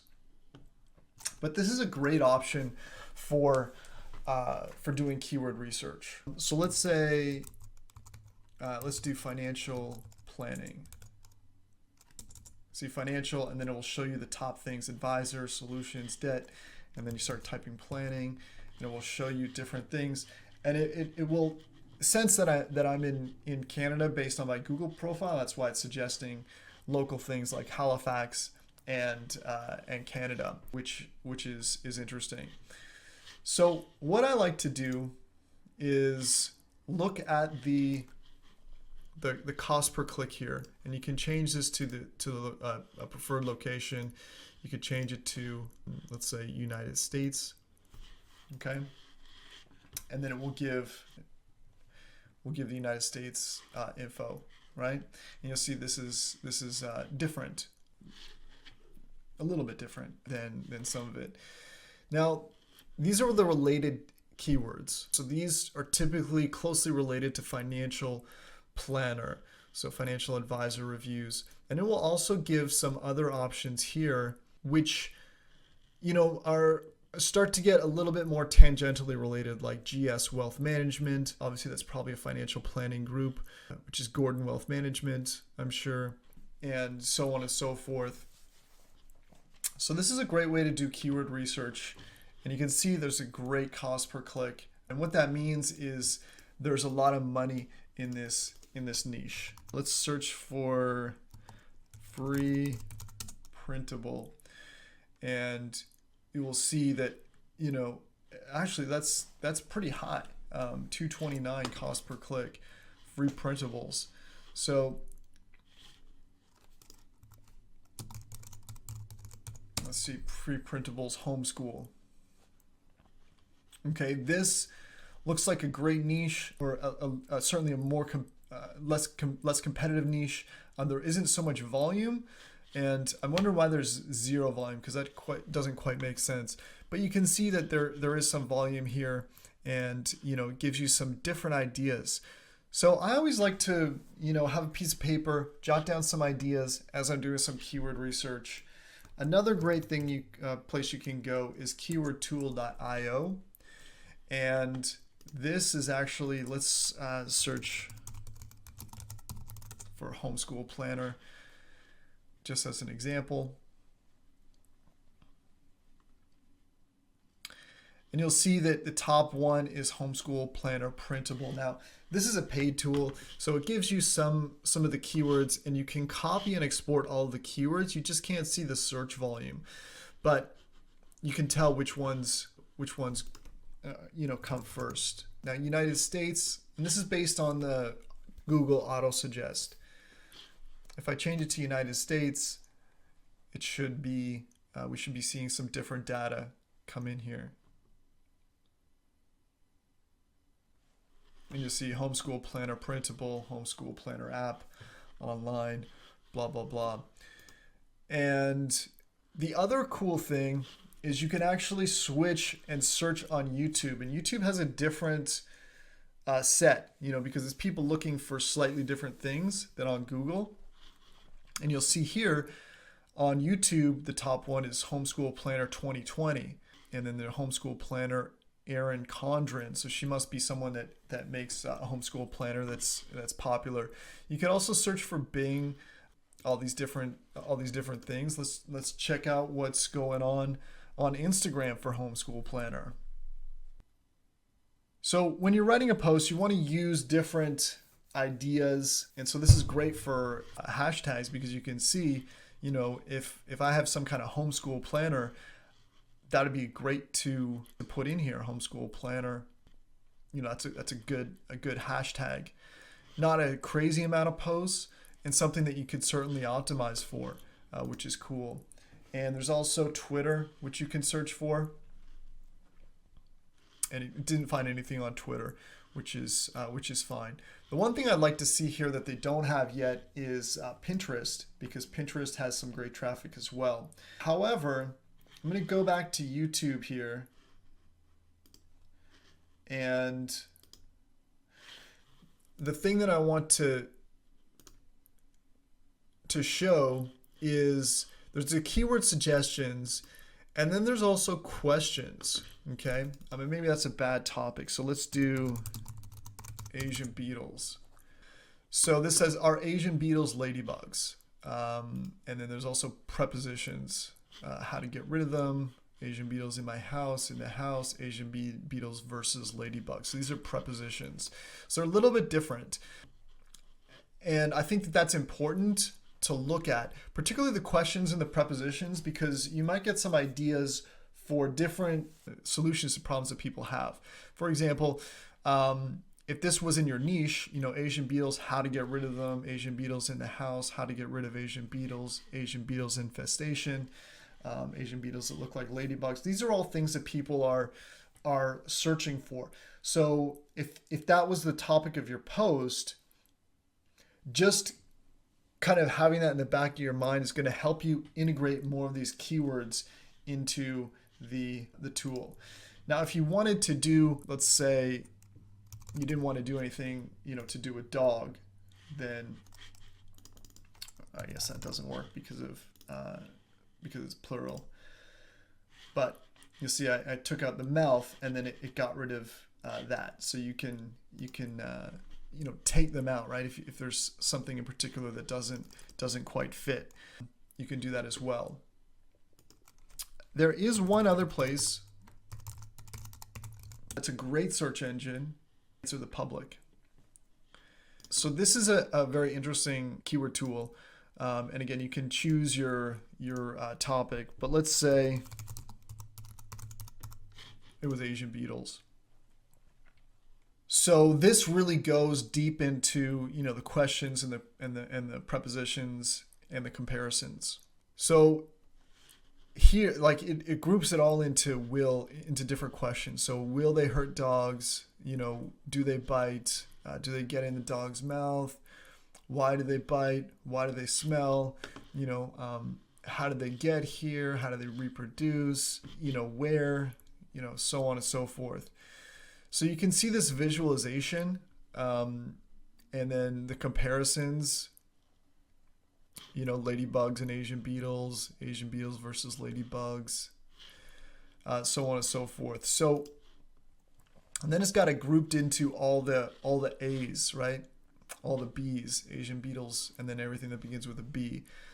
So this is a very exhaustive search. But if you want to go deep into a topic and find some hidden areas and some hidden questions you can answer, this would be a great place to do it. So let's say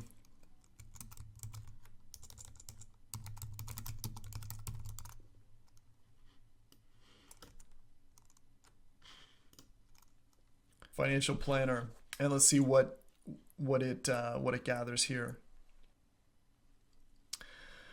All right, so, and actually, if you want to read it a little bit easier, this is instead of doing the visualization, you can click data, and you can see like are financial planner fees deductible? Are they worth it? A good career, important.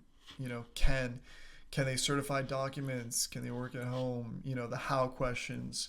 So this is a great way to break down a different topic, right?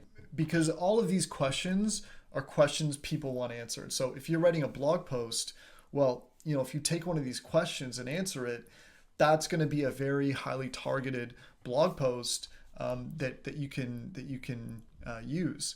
Same thing with comparisons. You can see them, you know, comparing a tax planner and an advisor. So that would be a great blog post, right? You know, what's the difference between a financial planner and a tax advisor or a wealth manager? You know, those are you know, just some things that you can start off and have jumping off points. For me, overall, when I'm thinking about keywords, I don't think there's a perfect keyword, but I like to find something that doesn't have too much competition, particularly at the beginning, so you just get a little bit of confidence. Because if you can see yourself writing a post or doing a YouTube video, and then you get some traffic from it, and that's very easy to see on YouTube because you can see the views going up. And if you have the analytics installed on your website, then you can see traffic coming in from that. And that's really helpful. It gives you that confidence. So I would start off with something that's very uncompetitive, just to prove it to yourself. And then, you know, when you answer these questions, you know that you're focusing on things that can help. I like to think of it as this. You know, even when you're writing a post or doing a YouTube video, the chances are that not all of those posts, even with the best research, are going to necessarily rank. But some of them will you know, just rank much better than you even think they will. So it's kind of like you need to do 10 posts, and probably 2 of them or 3 of them will take off. The other ones will bring in a decent amount of traffic, but you just keep going, and you don't really know, even with the best planning, which ones are going to be the most popular, which ones are going to be the most impactful. It's more a question of being consistent and doing the keyword research and going forward and just, you know, building your business and doing those actions, because you can control the actions. You can't control the end result necessarily, but you can control taking consistent actions and growing your blog and growing your business. So take that. There's some great tools here that I've just given you for free, so you can do tons of keyword research in your niche, whatever that happens to be. I showed you a bunch of different examples, from financial planning to Asian beetles to homeschool, and I hope this has been helpful. Now it's your turn to go out and do some research. What I like to do is, you know, once you've got some great topics, keep a list. Maybe you have a to-do list or something where you have a master list of topics that you're going to, hey, that's a great topic. Write it down and then slowly work on those topics and make sure you get all of them done. You're going to be very glad that you did.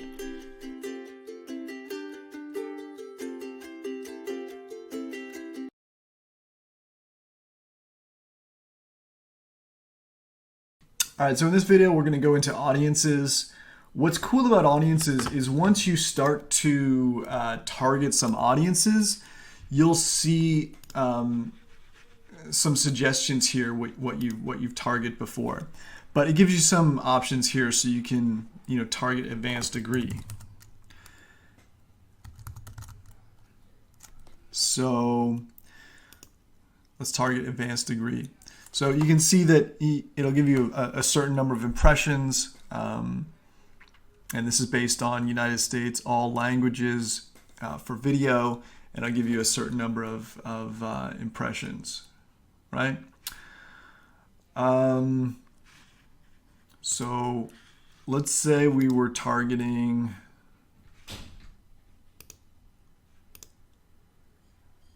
Canada, all languages video.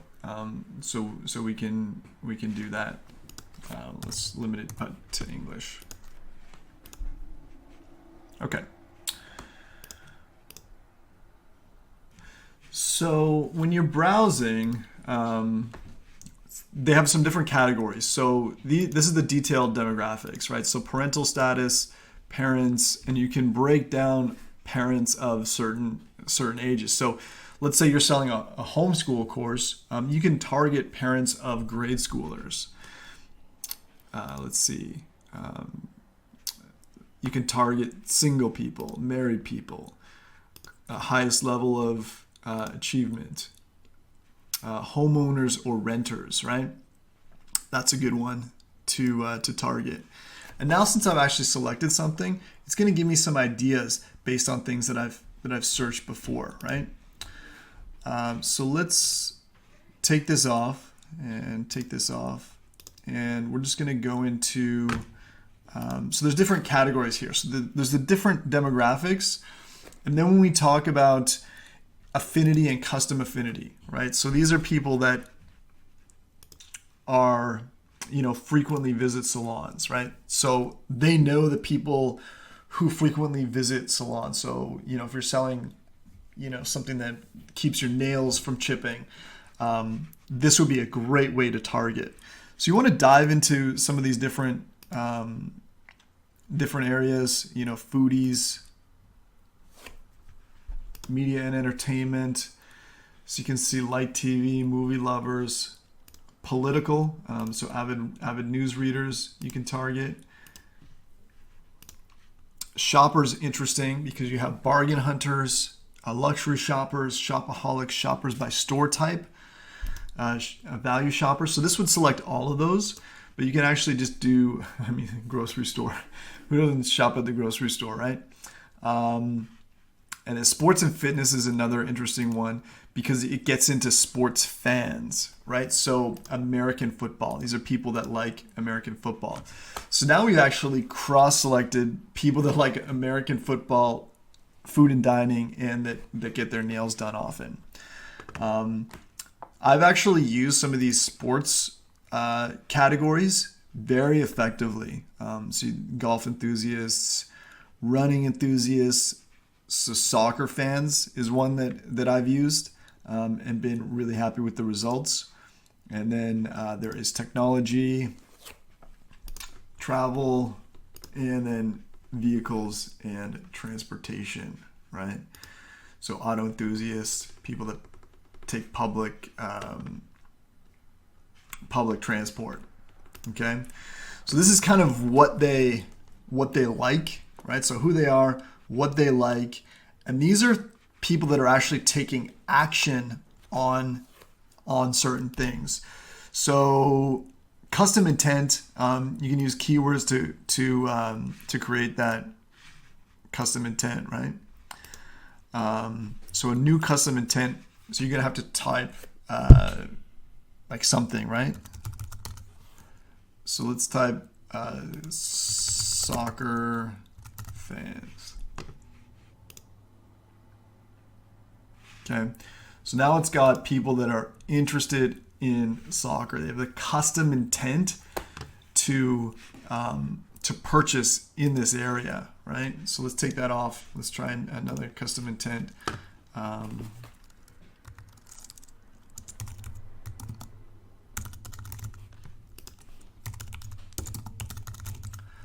Golf lessons. Okay, so you can put that in. In-market audiences, these are people in the market for these things. So they're actively shopping for these things based on their Google history, right? So when you go down and look into this, you can see people that are shopping for boots. This is all tracked. It's kind of crazy. People that are looking for vehicles, people that are looking for baby products, toys, personal care. Okay, if you're a manufacturer, people that are looking for food service equipment. This is an interesting one, business services. So people looking for email marketing services, people looking for SEO and SEM, financial services, business tech, people looking for web services, office supplies, all kinds of stuff. People looking to buy computers. So people looking to buy dating services. So this is all tracked. This is another interesting one that I've done, sports tickets. So particularly people that have purchased tickets for live soccer matches, and then you can cross-reference that by an area, right?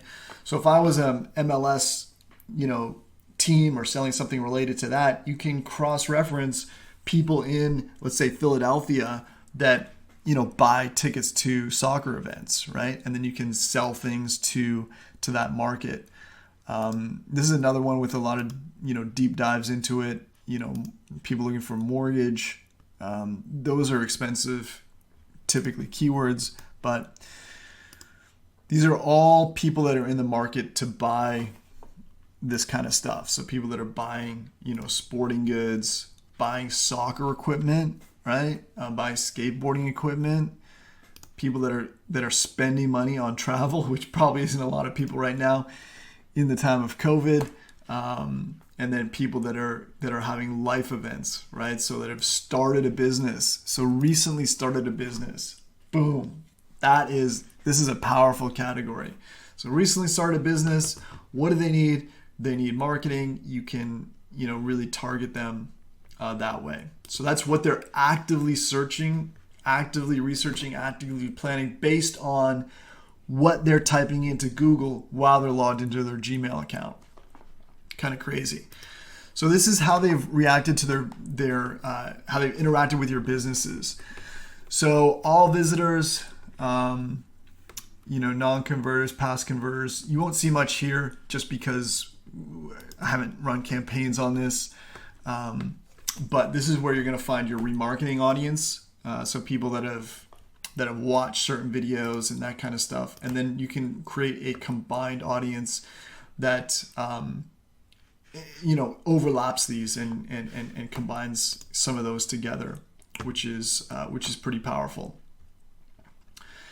So those are your audiences, and again, it really depends on what your niche is, which one of these is going to be most effective for you, but it's certainly worth testing out who you can reach. And keep in mind, you can define by this and this or both, right? So if you chose recently started business and you chose females, then that would only be females who have started a business, right? So it's both and targeting. So you can do that in Canada, right?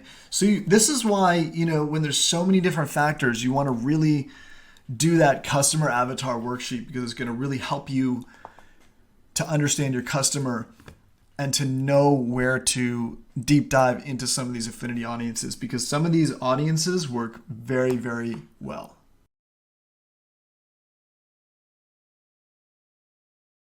What we're going to talk about here is the perfect ad format, and we've got some examples of different ads, and you can watch and see if they go through this format. But essentially, you don't need to worry about the budget of the ad. A lot of the ad examples that we have obviously are professionally shot, and that is absolutely not necessarily, as long as you have a compelling offer, right? And this is the base of copywriting, right? If you have a great offer and you're speaking to the right audience, even if your speaking is rough, you should be able to, convert and make that sale. So the perfect ad formula is the hook. We're going to go through each of these individually. The hook, the qualification, describe the offer, first call to action, the proof or testimonial, and the second call to action. Okay. Now, you can put these in a slightly different order.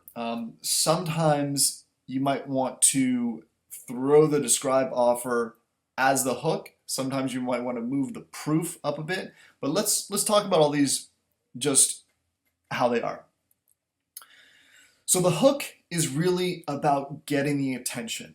Okay, you have to realize that YouTube is a form of interruption marketing. So people are watching videos on YouTube, they want to get to the video they clicked on, and then you're interrupting them, right? So you got to hook them in and make them say something or make them think something that's going to change their mind of why they should stay, right? So a good hook would be something like, hey, stop what you're doing right now. Oftentimes it will be something weird or maybe disorienting that just kind of grabs their attention, right? So that's what you want to do with the hook is grab their attention. Now, particularly with in-stream ads, you want to have the qualification or disqualification phase here, which basically says, hey, if you're not interested in, YouTube ads, then or running ads, then please click skip, and get on to whatever you're watching on YouTube. So what that does is that's going to keep your view rate down. But again, if people click skip before 30 seconds of an in-stream ad, you're not going to pay. So because of that, you really want to have that qualification so they can make a decision. If they're not interested, they're already gone and you haven't paid for that ad, right? This is one of the unique elements of YouTube ads. So watch in some of the examples for how they use qualification or disqualification. Next, you want to describe the offer. So you want to tell people what they're going to get, right? So explain what it is they're going to get on your webinar and be specific, use details, and most importantly, use benefits.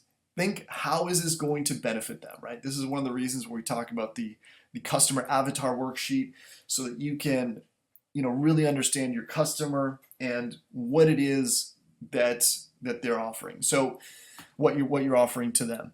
So the offer portion is really the meat of your ad. This is one of the most important elements, right? Because if you get the targeting right and you get the offer right, that's the most important thing, right? If the offer makes sense to them and it's something that appeals to them and you're putting that in front of the right targeting group, then your ad should do reasonably well. Next is the call to action number 1. So the first call to action is you want to tell them specifically what they need to do, right? So they're going to click on the link there, and then you'll be taken to a page. You'll be able to register for the webinar, or you'll be taken to the download page, and you'll be able to, get your PDF, whatever it is. But be specific. At this point, you can go back to describe the offer or kind of, get into more details about it and get into more feature and benefits, or go into a proof testimonial type of thing. Here's what some people say about me. For the proof and the testimonial, if you're actually going to use testimonials, you want to really keep them short, right? So people saying maybe a sentence or two, it's not like rolling a testimonial for a minute and a half or something like that. Alternatively, you could put a couple screenshots or a whole bunch of screenshots on the page, maybe from a Facebook group or people, talking about you, just to kind of build that social proof. Now, one of the things that just as a fact is that people are skeptical and they're becoming more skeptical, and they're skeptical of ads, okay? When you look at the examples of the ads that we've picked, particularly in the internet marketing kind of niche, what you're going to see is there's a lot of ads that are really hypey, and there's just a ton of them. So because of that, the proof or the why they should listen to you is really important. Now, you could just use bare honesty in this and say, you could kind of go meta and go backwards and say, look, I just started this out, to be honest, but I really, created something that's got a lot of value, and, just kind of make yourself seem like a real person. So the idea there is making yourself seem less like a kind of scammy marketer, okay? But you need something to kind of get their defenses down where they're going to start to have a little bit of trust, because you want them to click through and go to your page. And then you need a second call to action. You always need a second call to action. Might be a bit repetitive, but this part of the video, you want to really say what it is they're going to get, sell it at the end, get them to click through, Your goal with this last part is to get them to click through to the site, okay? At the end of the video, you might want to have some space, okay, as well. So what I mean by that is maybe a little countdown timer, maybe just some empty space where your video's done, your ad's done, you don't really have anything to say, but maybe there's, arrows pointing to, where you want them to click, or just even space so that, they need to actually grab their mouse and physically click skip, right? Because they watch some of your ad, or even click through to your site, right? So that kind of buffer space at the end is also really important. And basically, if you do that, that's the perfect ad format, particularly for in-stream ads that's doing really well. It's doing really well for our clients and our customers. And I've seen a lot of ads that follow this formula. So go with this formula. And even if you're just doing a selfie video, just plan it out, cover all those bases, and you should be in good stead to have a highly profitable YouTube ad. Okay, so this video is going to show you about Snappa and how to create graphics. I really, really love this app. You can use it for free, and it's really good. So we'll get into all this, but I'll just give you an overview. It allows you to do lots of different graphics. You don't need to worry about the image dimensions because they're already pre-created for you. There are pre-made templates. There are high-res stock photos that you can use for free. There are graphics that you can use for free. And it is pretty awesome. Okay, so I'm going to log into my account, and I'm going to show you how easy it is to create this. Now, this is super important for, like, if you're doing stuff on YouTube, let's say, or, if you want to make something really shareable. I use this mainly for YouTube thumbnails. So what I found is you can make it from scratch, and they're always coming out with new ones. These are brand new themes that I haven't seen, these ones up here. But if you just scroll down, you'll see they got tons and tons of themes. So one of the things that's easiest to do is to pick something that's similar to what you want to achieve. So you don't need to change a lot about it. So a lot of these are very eye-catching as it is. So for example, if you were just really want to do a really simple video and you just had maybe a few lines of text here, you can just change this to,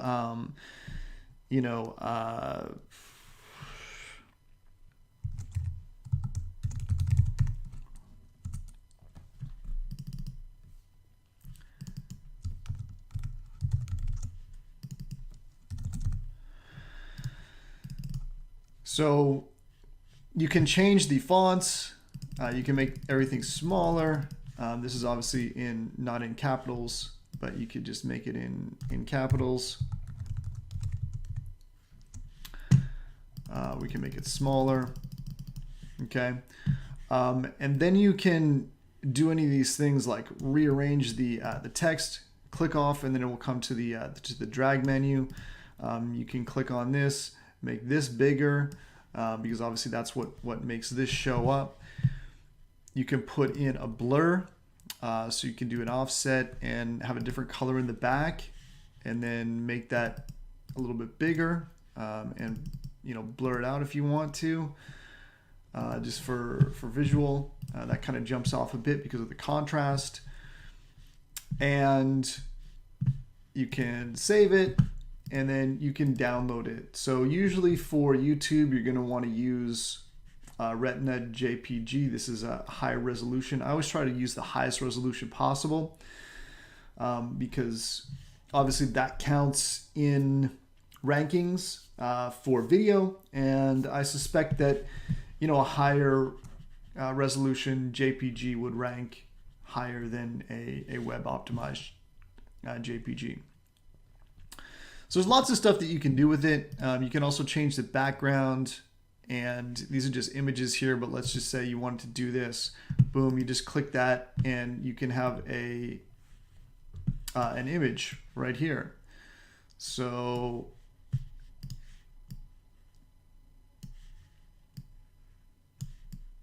let's say you wanted to have an image just like that. You can use the background images. You can use color overlays. And if you make this a little bit darker, then of course your text would show up right on top of it. So that's a really cool thing that you can do. Of course, you can change the saturation and the brightness and the contrast if you want. You can add new text. It'll come with 3 heading sizes, so you can just click one and it comes in with the default text, and then you can just change it to whatever you want. So obviously that's going to stand out more on a darker background, and then you can change the font to, you know, whatever you want. So you can kind of come up with a theme of a font that you really like, and then you can use that again.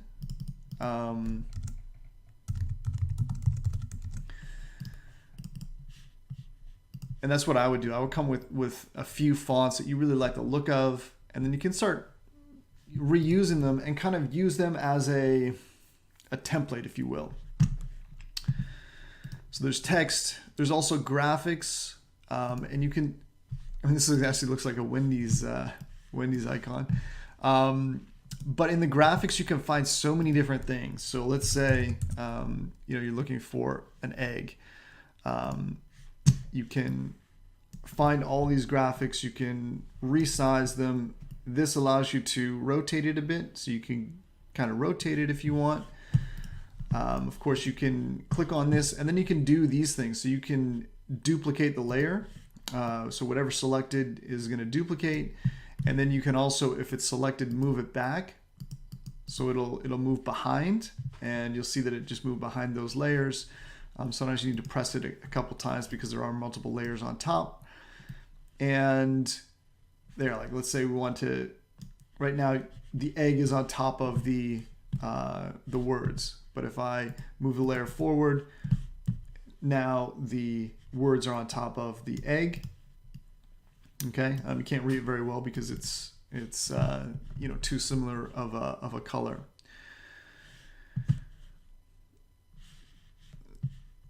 So some of the other graphics you can do is you can find pretty much anything that you want here. Let's say awards.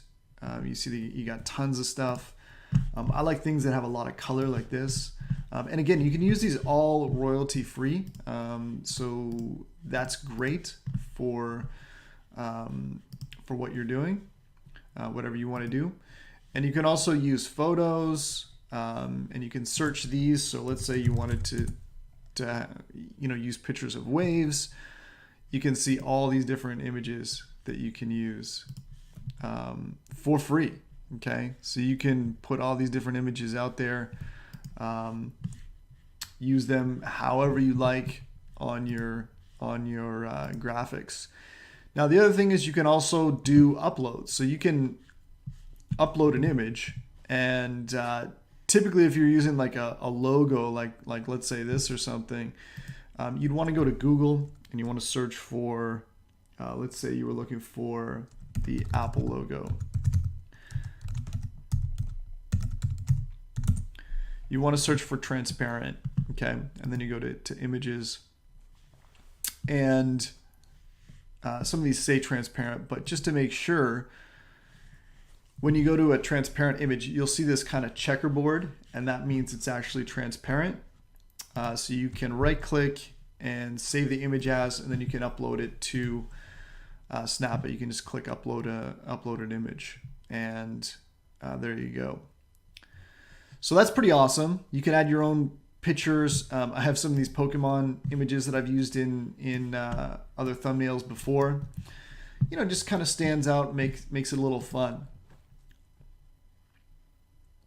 So what I'm going to do is I'm going to show you some of my graphics and why they work.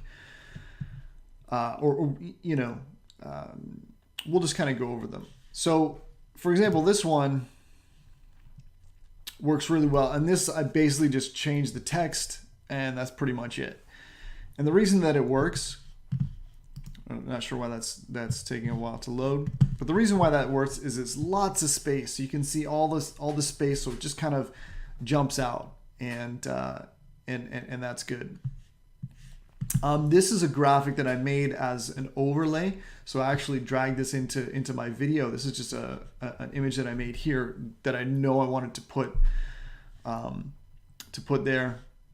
This is a live graphic, and again, this is something that they had the TV. I just resized it, put my name here, put my image in here, and it looks really great in just a really simple format. So I would say this, I mean, because you're probably not a graphic designer, or you wouldn't be watching this video, you wouldn't really care about it. Here's another one. Now this text probably doesn't have enough contrast. We can probably make that a little bit better by doing an offset color and then blurring it a bit. So that actually makes it jump out a bit. But this is just a picture I uploaded of my son, just some text here and, a graphic of a car. So I basically searched probably truck or car, something like that. Again, all these are royalty free, so you can just use whatever you want. So yeah, it's probably in this set. So if you just go down and search, you'll see, kind of trucks and cars that have different, some are black and white. I tend to go with more of the color ones. That's just me personally. And the photos you can always upload, right? So another one that does really well. This is a good one to do. This is just a royalty-free graphic and then just a square box with text on it. And so you can see it really jumps out, easy guacamole and kids cook. So it's pretty easy to do. Here's one where I just, took learn Pokemon names, and it was the 3 things, and I just put a bunch of Pokemon figures around it. So if you were wanted to do something like that, you would just do, I basically just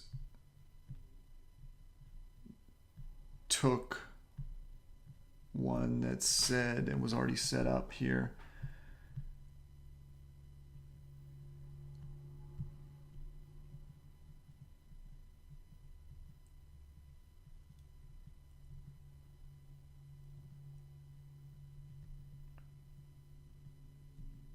Not seeing it, but it's one of these ones here, and I basically just customized it. Let's say it was kind of like this. So I said best Pokemon, put some things around it. Pretty easy. This is cool because you can put yourself or an image of your website on a phone. This is a really easy one to do because basically you can just put your own image here and change this background image. So this is the background image, and basically you can just pick, let's say, an image. Let's say this is you. Yeah, actually that's a bad example because you want to have it kind of centered over to the side. So typically you'll upload your own image for that. But let's say you wanted to find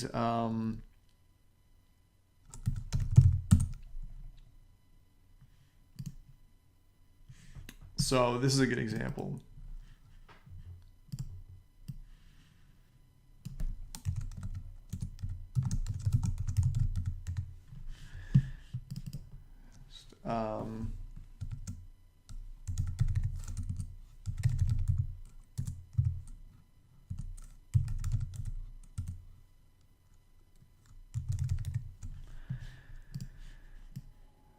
So right there, I don't even need to resize anything. I've got an eye-catching thumbnail, and it's pretty much done. Now let's say you don't like this color, it doesn't fit with your brand. You could change it to whatever you want. You can go over and change this to, it'll show you recent colors so you can match it so it's the same. and let's say you wanted to recent colors, so it's the same yellow, and there you go. You can have something like that. Let's say you don't love this font and you wanted to change it. You can change it to all these different things. Now, because the fonts are different, you know, there's going to be a little bit of adjustment to be made because each font has, you know, a different look and feel. So let's go to 120. There you go. So this kind of just jumps out because of the font, right? And again, you can change this to the same font, which was Cabin Sketch, and needs to be a little bit longer, so you can do that.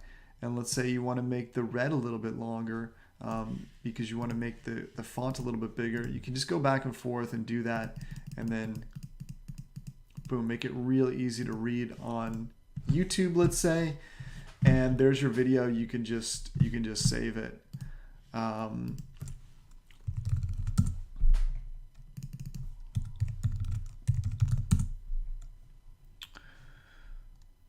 So if you want to add a little color in here, you know, here's a superhero that doesn't show up real well there, but I think you get the idea. You can put whatever you want here. Let's say this guy, I don't know who that is. Maybe he's a superhero, maybe he's not.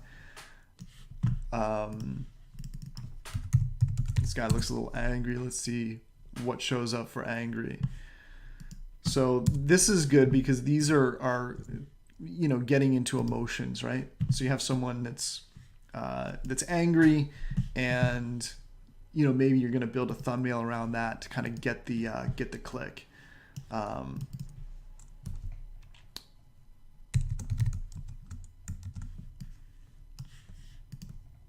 So hey,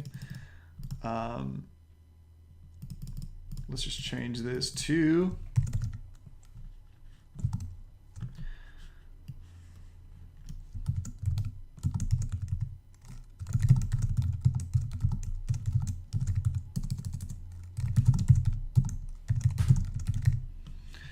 easy. So this is a little bit longer. I'm gonna have to change the font down. And again, if you wanted to make it more up and down, you certainly can do that by just making it a little more narrow. And then let's see if we can get it back up to 100.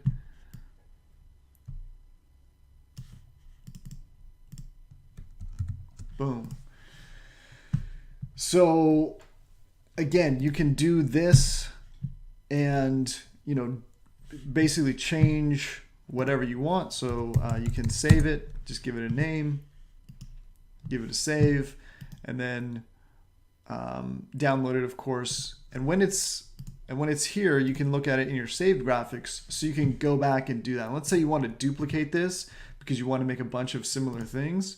So you've duplicated it. Now you can select it, and then you can have the same sort of thing.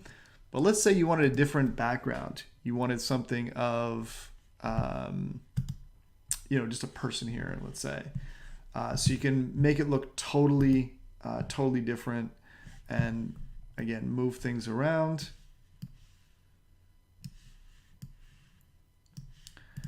And that's pretty much it. You can also put in, you know, some geometric shapes.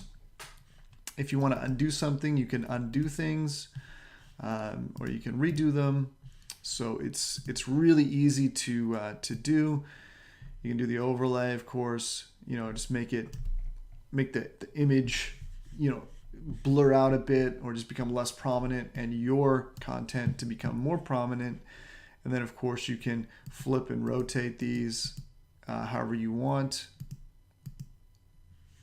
And you can make these, of course, you know, blended as well. So there's a lot of things you can do. What I love about this, though, what I really love is it's easy. Okay, and it's so easy if you don't have any design skills. So let's go back to create a graphic again. And again, you can do any of these types of graphics. So you can do your Facebook ads, your Facebook posts, Here's ads and displays. So Facebook ads, you can do banner ads, and basically just take one of these ideas and just, you know, make it your own, right? So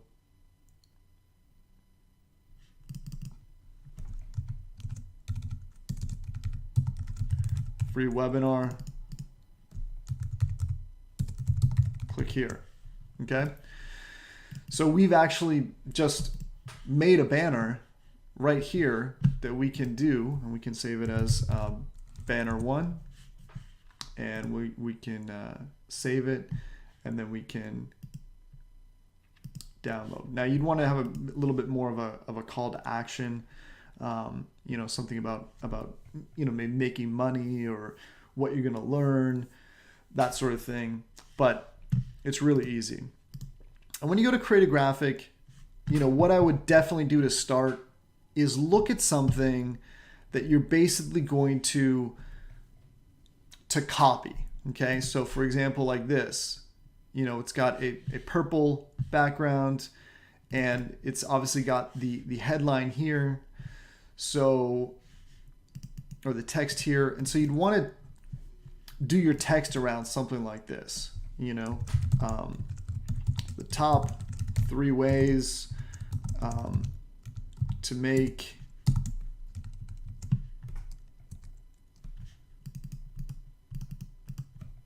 on YouTube in 2019, right?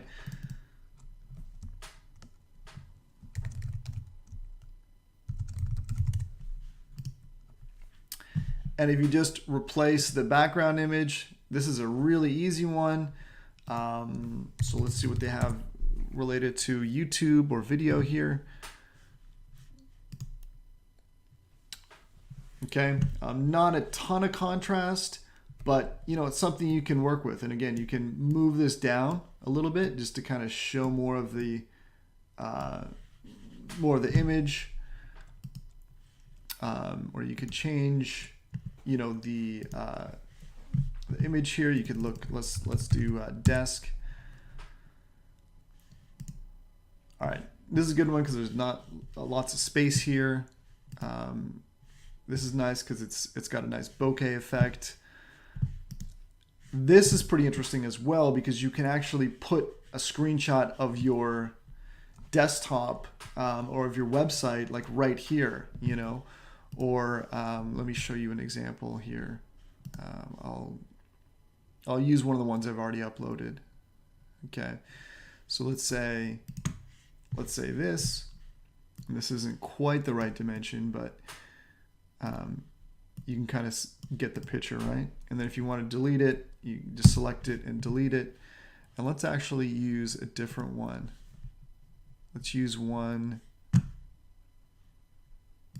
here.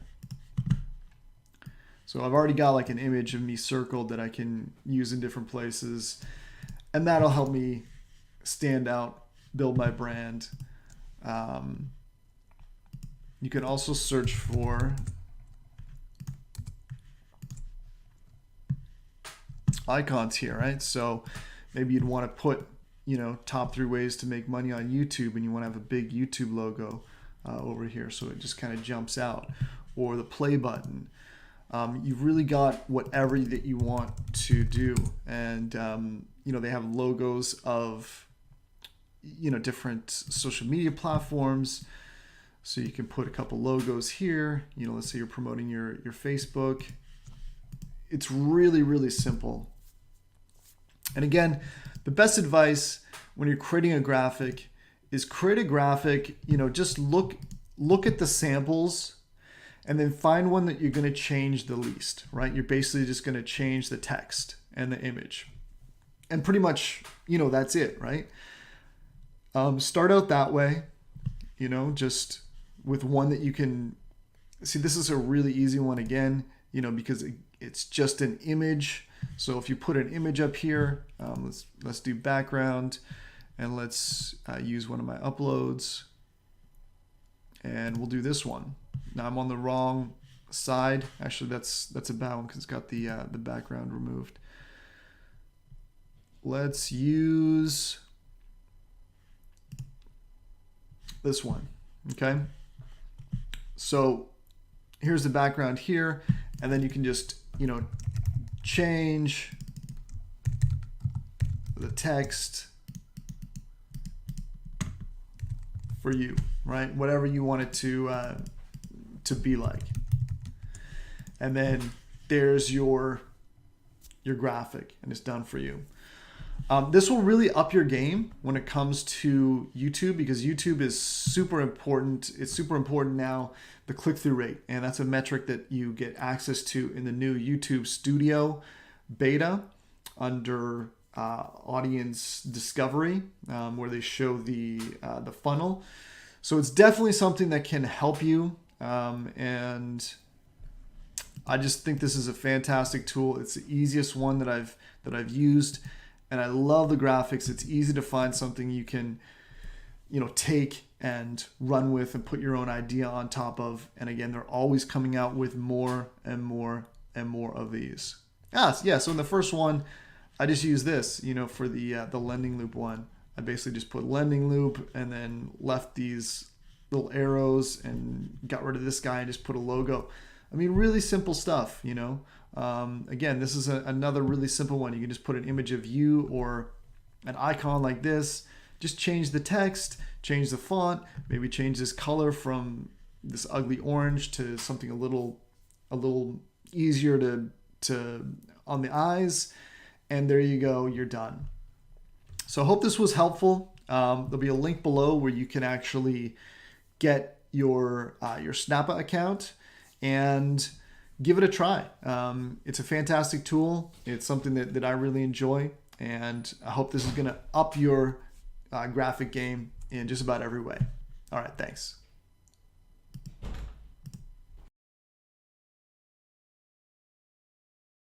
Campaign. They basically want to get you to select a goal. Okay, so the goals are sales, leads, website traffic, brand consideration, branding and awareness, app promotion. Typically, you're not going to want to choose this or the app promotion. Typically, you're going to want to do leads. If you have some kind of opt-in or you want to measure some kind of conversion, like how many people opt in, this would be one that you would choose. If you just want to take people right to your website and you're not so concerned about optimizing for conversions or opt-ins, then you choose website traffic. This one is product and brand consideration. So this is more branding type of things. And you can see in little gray, they tell you which campaign types you're allowed to do, right? So this one you could do just traditional search, display, shopping, video discovery. This one is just display and video, and then branding and reach as well. So you can also build one without a goals guidance, and that's what I recommend because, you know, and I'll show you why. Let's say you choose leads and then video campaign, and it's designed to drive conversions, right? So it basically says the following bidding strategies are not allowed: maximum CPV, maximum CPM, target CPM, or viewable CPM. You can basically do maximize conversions or target CPA, right? So you have to have some conversions in your account in order for this to work. When you are running this, you want to start with maximize conversions, and then you can move to target CPA once you have enough conversion data. Okay, but I find a lot of people get confused by that.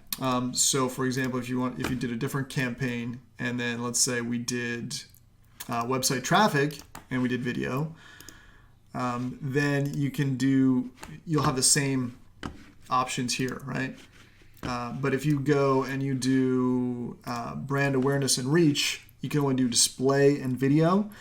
So display ads would be typically, static banner. Think of this as banner ads. And then video, you can choose these options, right? And in the other one, it didn't give you that option. But for the most part, you're going to be doing skippable in stream. You're going to click continue, and then you can only do target CPM, right? So I find it a little confusing for new people. So what I always recommend is do this, do video, and then you can do a custom video campaign. So it's going to let you do what you want to do, and then you can choose what you want to do. And typically, if you're starting out, I would recommend you do maximum cost per view. Okay, so that's how much you're willing to pay each time your ad is viewed. Now, a good starting amount would be 25 cents, and then you can kind of see if you need to go up or down from there. When you're doing a budget, I like doing a daily budget much more than doing a campaign total, because ultimately, if your ad works, unless you're running a specific campaign, like let's say for a live event, you're going to want to continue that campaign if it's successful. And so this makes it much easier if it's a daily budget, and then you can move on from there. So when we get to the networks, this is only for video discovery ads because it's using search. So this is another place where people get very confused. So if you're doing video discovery ads and it's based on search, you want people to search and your video to come up when people search certain keywords. Like let's say they're searching for like Amazon FBA or something, then you can leave that checked, and you can leave this one checked. But for the most part, a lot of your videos are going to be doing here. If you're doing in-stream, this is the only option that you want, okay? Video partners on the display network are third-party sites where Google Ads runs their videos. So it's not on YouTube. It's going to be on a different partnered site. And so typically that's going to have different quality traffic, meaning less effective traffic and more costly, higher cost per conversion, all that kind of stuff. So this is something to think about more when you're scaling up. And when you do it, keep it separate, and only run on the display network. Okay, locations. When you're setting up here, obviously you're going to choose your locations. I'm going to go through and give you the main English-speaking locations. So that would be the United States. That would be Ireland. That would be Canada, United Kingdom. What else do we have? Australia, South Africa, and New Zealand. Okay. Now you can actually target other countries that do speak English, like say Netherlands, and then just make sure that you're qualifying by the language. But keep in mind, you will get some people through, if you expand that way, that have English might not be their first language. So just kind of keep that in mind. When it comes to inventory, I usually do standard inventory. If you have something that's very sensitive, you might want to do here. This is just, can potentially have graphic content and things like that. So I just recommend standard inventory unless you have a reason not to do that. And then this allows you to opt out from showing your brands on stuff that doesn't fit your brand, right? So you can exclude from games, you can exclude from live streaming videos, you can exclude from embedded videos. So these are YouTube videos that are actually embedded on other sites, right? So that's something you might want to exclude. And then you can actually exclude from some of these different contents. Usually I just leave that as it is. And then here's your ad group. Oh yeah, additional settings. So here's where you're going to put your conversions, right? So you're going to choose a conversion. In this case, I'm going to do submit lead form. And then here are the devices, right? So when we're talking about devices, device targeting, computers are going to be the most expensive and your highest quality customer. And the reason is because it's easier to click through and fill out forms and buy things when you're on a computer than a mobile or a tablet. Tablet's going to be a little bit higher quality than mobile phone in most cases, and TV screens is very difficult to target. So, this is more for branding purposes. So if you're doing some kind of lead generation or trying to get a sale or a lead, I would exclude that. And then, just exclude that. Operating system, device models, networks. This isn't something that that you need to worry about too much. So cap, how many times this ad in this campaign can show to the same user, right? So you might want to put a cap here. If you're doing retargeting, like you're targeting people that have watched some of your videos, you probably want to put a cap on this, maybe 3 or 4 times per week, because you don't want to get them upset and have them unsubscribe from your channel because they're seeing you too much, right? If you're going to cold traffic, then usually I'll just put it at once per day and leave it at that. And so this is how many times this ad can get viewer interaction from the same user. So you can put a cap in there as well. Ad schedule. Normally I'm going to set this up just how it is and let people watch it when they watch it. Later on, when you look at your demographics and you look at your conversions, you can start to refine this, and you might seem to see that certain times convert better for you, in which case you can start cutting out those other hours. So here's a demographics, audience, keywords, topics, placement. We talked about targeting in a different video. You're going to put in your bid here, and then you're going to see your available impressions once you start to narrow this down. So let me just type something in here just to get some ideas, and you can see now we're getting 170 million impressions, right? And being that this is bidding on Nike shoes, it's probably not entirely competitive. So we can knock that down, and we can see that still doesn't change. So we can knock it down again, still doesn't change. Knock it down again, still doesn't change. Sometimes you can't rely on this exactly. So do keep that in mind.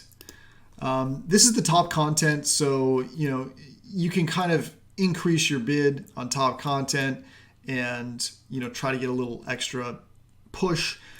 That's more of an advanced option, and it says enter a number to see an example. So let's say 10. So that's bidding 10% more than the 1 cent, right?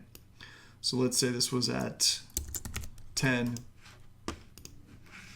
and then you're bidding 20% more. So a 10 cent bid will become 12 cents. Okay, so that's how that works.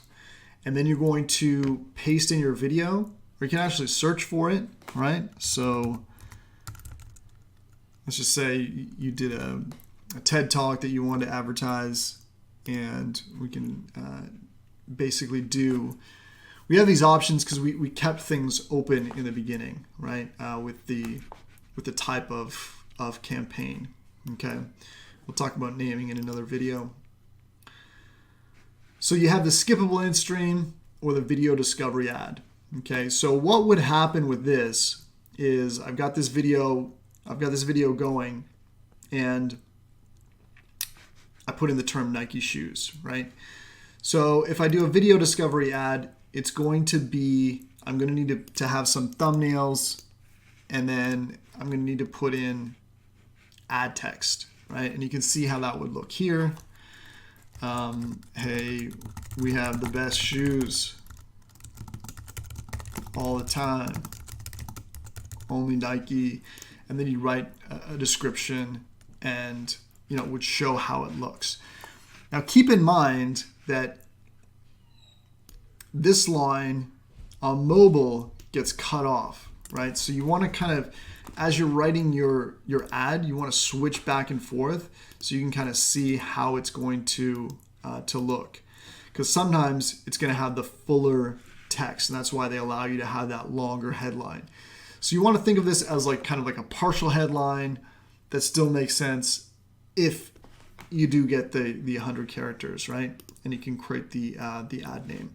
If it's a skippable in-stream, you don't actually see, this is how it's going to look, right? So there'd be an ad there, and people would actually have to click on it in order for you to get charged for that. Same with mobile, right? But if it's a skippable in-stream, what's going to happen is it's going to show up in front of a video that has metadata about whatever we're using for the targeting. So in this case, it would have metadata, meaning, Nike shoes would be in the title, in the description, that sort of thing, and skippable in-stream ad. The nice thing about a skippable in-stream ad as well is once you've got the video up there, you can just put your final URL. Let's put my site in there, and then the display URL, which you want to maybe camel case, make it a little bit easier to see. Free shoes. However you want to have it go. This is just what we'll display, and this is what the actual page you want to go to. So you want to do landing page here. Your specific page, whatever your page is there.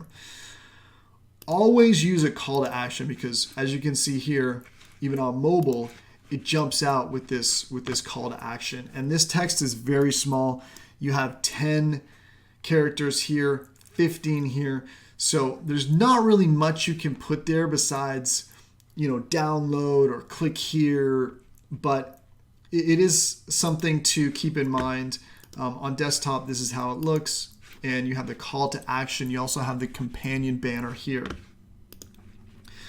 So for this, you're going to put, click here, free download.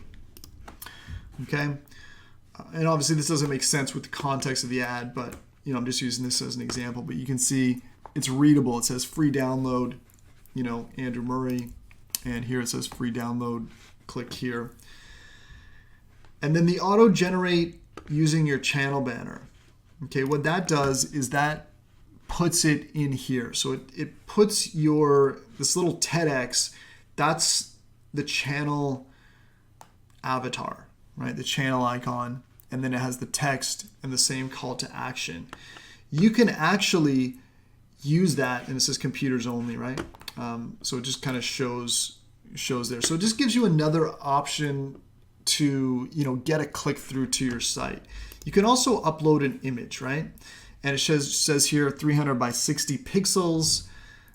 Choose a file. So if you want to kind of design this area, that would be ideal, because you can make it a little bit more kind of appealing. Maybe draw some arrows into it so you can kind of get a little bit higher click-through rate from your ads. Okay, and you can easily create something like this using the banners that we provide, customizing them, or creating something in Canva would be another way to do it. And then here's where you do your ad name. Okay, so that's how you set up a campaign. That's your campaign quick start setup guide. Be sure to watch the targeting, because obviously the targeting is the other most important thing about creating your ad. So we'll see you in the targeting module.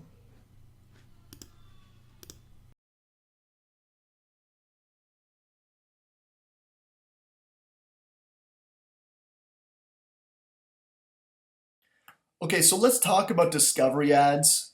It's very important to understand what discovery ads are. So the user must click on them, right? So it's something that's, doesn't show up as a pre-roll. The user must click on them. So because of that, whenever you're running discovery ads, you have to understand that the thumbnail is incredibly important, okay? Because it's going to depend on whether people click on that. And if your click-through rate gets too low, then YouTube's going to be less likely to serve your video, or they're going to, eventually charge you more for the same amount of traffic. So your thumbnail is important. Make sure to create a minimum of 3 to 5 variations of that thumbnail. 2 to 5% click-through rate is going to be excellent. So if you're hitting that, you're doing decent, and that's what you should be aiming for. So discovery ads fire on searches or on video metadata. So they're not just for searches, right? So people typing, Nike shoes in the YouTube search bar, that will fire discovery ads, but it also fires on the video metadata. So, if people are, looking for videos about whatever they're watching, you can still see discovery ads on the sidebar, and it's going to be firing based on that metadata. So that's, title, description, tags, that type of thing. So you have to test different thumbnails, and you want to think, what would somebody in this niche feel compelled to click on? So what this is really saying is, get inside the head of your viewer. What would make them really click on it? Okay, and then also consider that there are a lot of clickbaity thumbnails on YouTube, because of the title and the thumbnail. That's all people have to go on. So keep that in mind and make sure that you're keeping up with something that's compelling. Okay, the ad copy is incredibly important as well. Okay, so they allow you to do 5 headlines and descriptions, which is important, so they can, split test and see which one that they is getting the most results, the most clicks from YouTube users. So they're actually using machine learning for optimization at that point, and they're, trying to show what's going to get the most clicks. Because obviously with these ads, you pay when you get a click. So YouTube wants to show ads, discovery ads, that have a high click-through rate, right? Because there's not really a benefit for them to show ads that have really low click-through rates, because then they're not getting paid, right? They're not generating revenue from advertisers. So that's why there's always focus on the click-through rate and the ad copy and the thumbnail, right? So it's very important for discovery ads. Discovery ads are also a really great format for longer videos like testimonials or tutorials, since users have to choose to click on it, right? So if you've got a long tutorial and you want to introduce people to your learning style, a great option is discovery ads, and then you can build up watch time as well, and introduce people to the training that you're doing. Discovery ads outperform in-stream ads for earned subscribers and earned views, so you should get more by doing discovery ads. It's really good for any likes, shares, channel engagement. One of the reasons is for this is when they click through, they see your video, they're going to see your channel, so you'll get more subscribers. There's more opportunity for them to like, comment, all that kind of stuff. So keep that in mind as well. As I said, it's good for building up watch time hours. It's great for branding, because again, you're only paying if they click on it, but they'll still see your ad, right? So some people will still be seeing your ad even if they're not clicking on it. So if you can integrate your branding into that thumbnail as well, that's bonus points, okay, right there. And discovery ads are also great for building up remarketing lists because then people have, watch videos on your channel. And think about this, right? So someone that's watched a long tutorial that you've done, they would be much more likely to buy a product from you or go to a webinar where you're training on a webinar because you've already got that know, like, and trust. You've already given them some value. They already think of you as a teacher, right? So that's one of the reasons why I like to do tutorials for discovery ads. All right, so this video is going to be about how to set up a retargeting campaign, and Google actually calls it remarketing. So the most important thing is that you have your remarketing tag that is on your website. That's really important if you want to retarget website visitors. And we showed you how to do that in another video. But this video is about setting up a campaign. So I'm going to go through and set up a campaign and show you the important element that you need to understand in order to set up your remarketing campaigns. Okay, so you go through the same process where you're going through and doing all of the configurations that you want. Okay, but it really comes down to when you're picking your target audience. Okay, so there's two things to address here. First, you have your audiences here. So there's some certain audiences you can see, and you can also browse your audiences. But where you're going to get the audiences to target specifically are in the Audience Manager. Okay, so when you go over to Audience Manager, here's what you're going to see.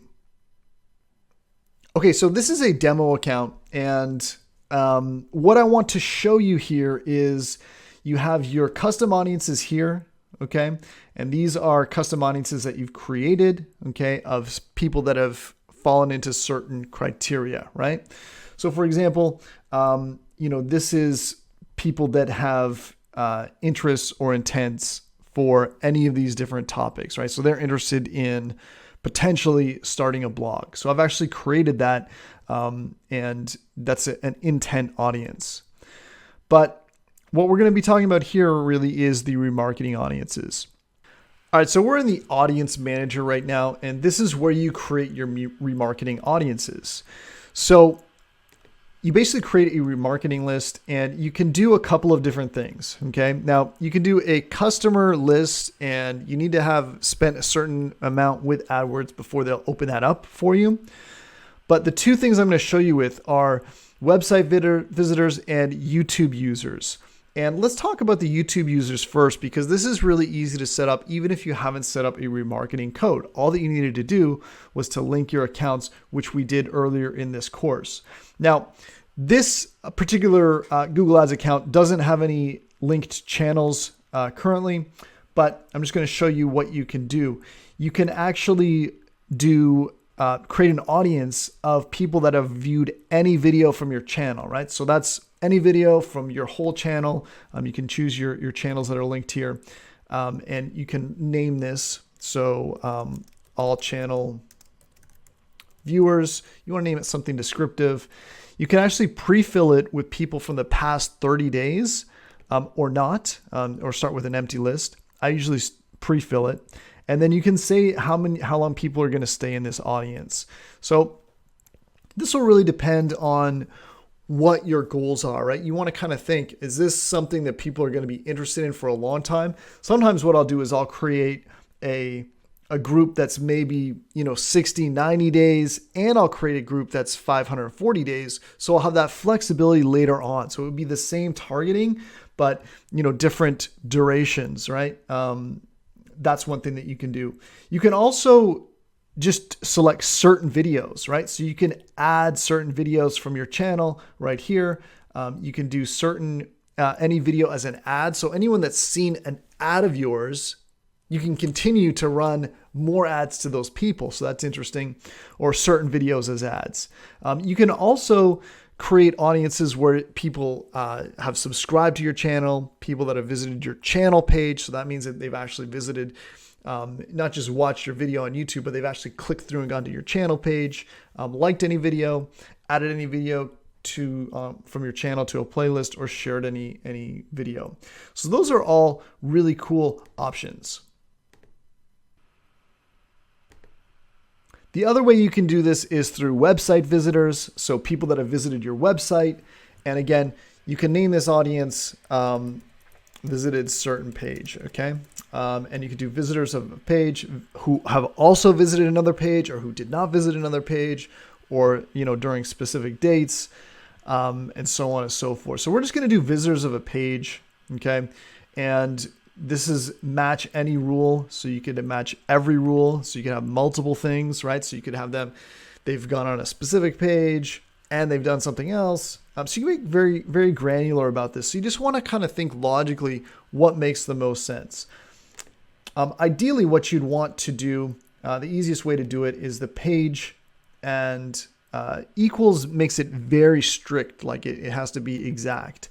But you could just have the page contains thank you, right? So maybe they visited your thank you page, and you can add that in.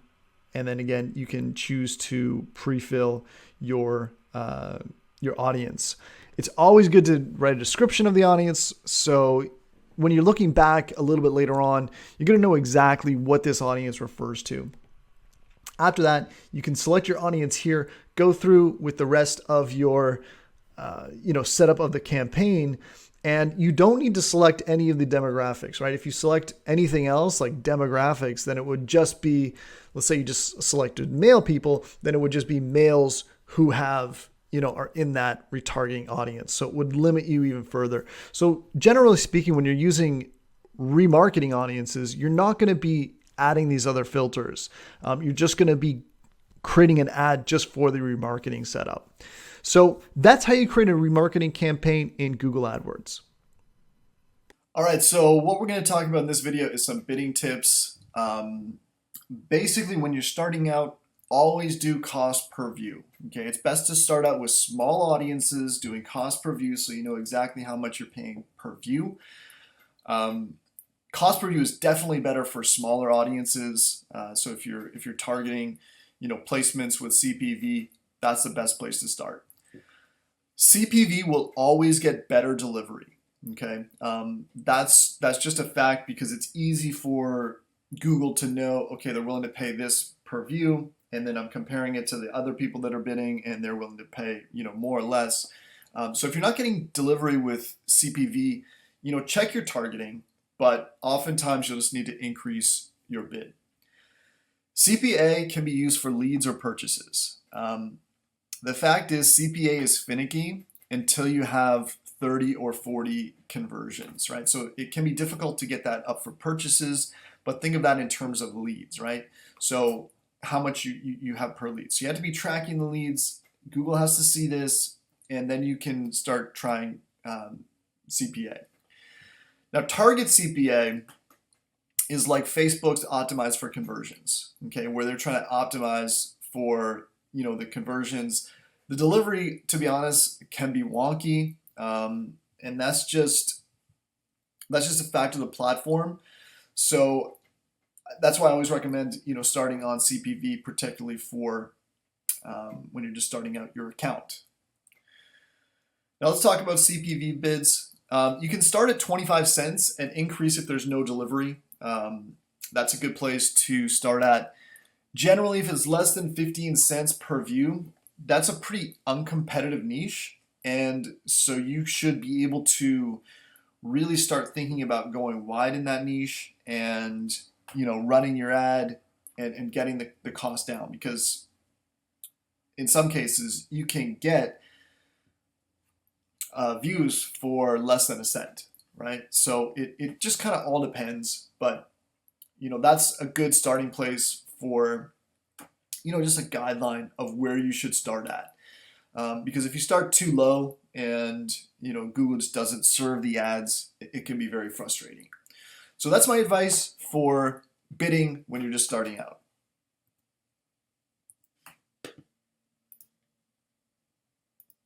All right, so when it comes to scaling your campaigns, what you're going to want to do is, typically what I like to do is I like to start with, a lower volume, very targeted type of targeting, and then you move over into, the more broader type of targeting.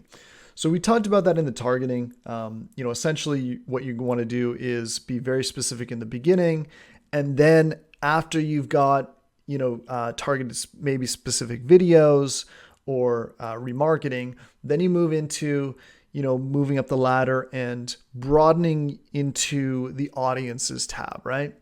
And when you broaden into the audiences tab and or the demographics, you do want to limit that, right? So again, if you're going after tennis enthusiasts, what you want to do is maybe select that audience, but also filter that by people that are, actively searching. So you can still add in your keywords as you're doing that. And it will be just people that are typing in those keywords who are also in that audience, right?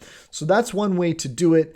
And then as you want to scale up, you want to kind of roll back on those keywords or move to broader keywords or just remove the keywords altogether and then get into that audience. So essentially that's what you do when you want to scale up your offer.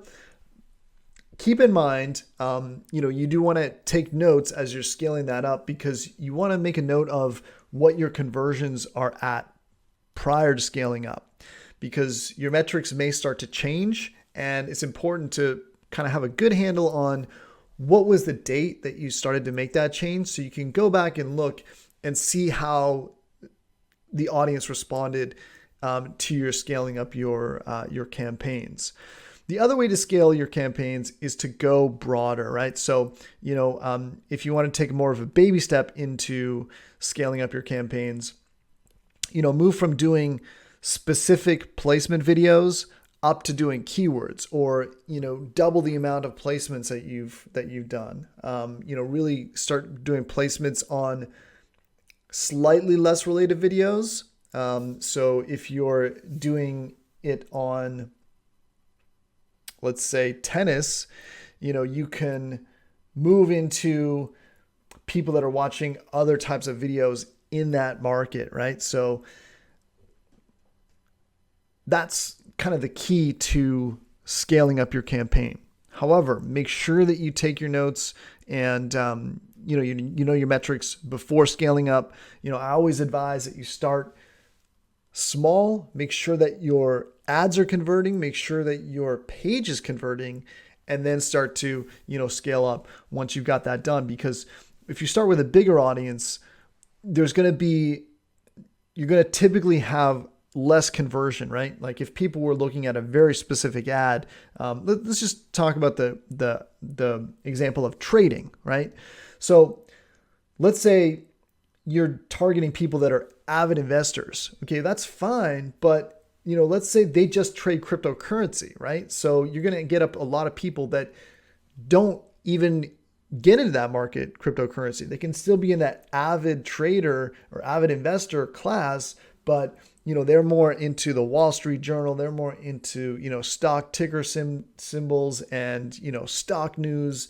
And so there might not be that crossover. So, you want to think about that as you're scaling up your campaign. These are some good things to think about. And if you have any questions, reach out to me. I'd be happy to kind of give you some advice if you want to scale up your campaign. I am here to support you as you go through this course. So be sure to ask any questions if you do have any. All right, so what we're going to do here is we're going to talk about creating a local ad for local marketing. So let's say you were doing a video ad. We'll do a skippable in-stream. Okay, and what I want to do is you can actually target certain areas. So you could target, let's say Riverside, California, right? And just target that one area. So you can see here, it shows exactly where this is going to target. So you could target an area, okay? And you can add locations in bulk if you know the postal codes or whatever. Or you can target a radius, right? So you give a specific address and then do a radius of a certain number of miles or kilometers from that. Let's say here, from there, Riverside, Illinois, a radius. So you can see how it shows the radius. So this is really effective for doing local marketing, because if you're targeting that and then you're targeting your, let's say, demographics or certain audiences in that area, you know that if you're a local business, you're targeting the right type of prospect. So let's say you're a plumber and you want to do things like broken pipe, that type of thing. Then you're able to target just that particular area. And because you're targeting such a small geographic location, you're targeting in one sense so that you can afford to spend a little bit more and be a little bit more generous with your other targeting options. So so this is phenomenal for local businesses as well. All right, guys, what is up? Some big news with Google. They've actually made all of their ads transparent so you can see what ads they're advertising online. So I just did a search for AppSumo. AppSumo is a great company. I'll put a link in the description because you can actually get a bonus if you become a member, which is free, and they'll give you some cool stuff. But what they do is they actually negotiate deals with software, oftentimes stuff that you'd be paying for monthly, and they negotiate it and usually get it for a one-time price. So there's a lot of stuff that's really good. It's a great community. I'll put a link in the description. Make sure you check that out. But when you search for something on Google, and if you see something as an ad, you'll see a little drop down here, okay? And you can also see the 3 dots here, and you can click on that and see a little bit about that result. But what's really cool is with the ads, you can drop down and then it says about this ad. And this ad is based on your current search terms. So it tells you why the ad is coming from, who the advertiser is. You can learn about advertiser identity, and you can see more ads by this advertiser. You can also update your choices in your ad settings in Google. But when I click see more ads from this advertiser, it loads the adstransparency.google/advertiser, and you can see that they're running 7 ads. Now, right now, it's showing what's running in Portugal because that's where I am, and you can see in all formats. So you can actually click on these ads and look at what ads they're actually running. You can see that there's 3 variations and when it was last shown. Okay, so you can see what ads they're running. Pretty cool. And then we can click back to here. Now, you can also see what formats they're in. So if you want to see their YouTube ads, they're not running any ads in Portugal at this time, but they are in the United States. So if I go to the United States, then I can see they've got 51 ads here. They're using some dynamically generated content here, running some Black Friday stuff. And I can see all the ads, and these are actually video ads. You can actually format this by video, and you can see all their video ads and click it. Now this is Noah Kagan. He's pretty funny, but let's check it out here. I'll put a link to this in the description. I don't know why it's not running. Maybe it's because of the VPN that I have is not on, but you should be able to, when this is working, see all the particular ads that they're running and go check them out. Okay, so that's pretty cool. Let's just see if we can get this going. So I'm going to go back to United States, and I'll go and check out the video ads, see what's running on YouTube, and okay, so it's not loading right now, but essentially that's what you can do to check out a lot of the ads and do some research, and you can see what ads they're running. You can go to the actual link and check them out. You can also look at all the other formats that they're running, so you can see text ads, image ads that they're running, and this is a great way to get banners if you are, let's say, an affiliate for a company and maybe they don't provide banners, but they might be doing some advertising or some retargeting, and you'll be able to be able to use that banner to help promote them, because sometimes they just don't make those available. They're just kind of testing things and things like that. So anyhow, these are some new changes that are happening with Google and with Google Ads. And if you like this video, give it a like, give it a subscribe, and stay locked in the channel. We'll see you on the next one. All right, so frequency capping. This is one of those miscellaneous questions that people have. I don't put any caps for new accounts or for cold traffic. So if you're doing cold traffic marketing, don't worry about frequency capping. Where you want to get into frequency capping is for retargeting. So consider capping the retargeting at the top of the funnel for once a day or twice a week. And what I mean by that is top of the funnel people would be, where you're retargeting your YouTube. Maybe they've seen a YouTube video or they've just been kind of on a website and they're kind of at that top of the funnel, right? Where they haven't gone through and seen your sales presentation. Bottom of the funnel is where they're close to buying, right? So they've been on the webinar, they've attended, they've seen the offer. At that point, I don't have any caps for the bottom of the funnel because I really want them to be exposed to my product as much as possible. Because when people are generally making a buying decision, they'll focus on one thing for a certain amount of time. And then if you don't make that sale, often their mind will change and they'll go in a completely different direction, or they'll think about something else. And that's just the way that buying psychology works, right? So I don't have any caps for the bottom of the funnel. Also, consider multi-channel retargeting. So you're retargeting them on Google Ads, and that's all this covers.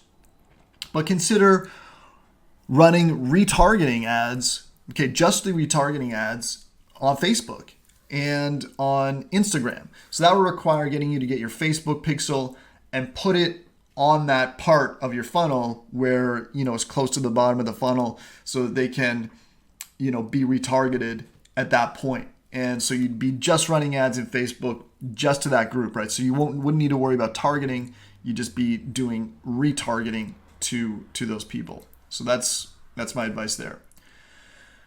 Moments are a brand new thing, and it's under video, and then you can click analytics. And it's important for branding. What it is it allows you to measure and have a metric for if people have been exposed to your brand.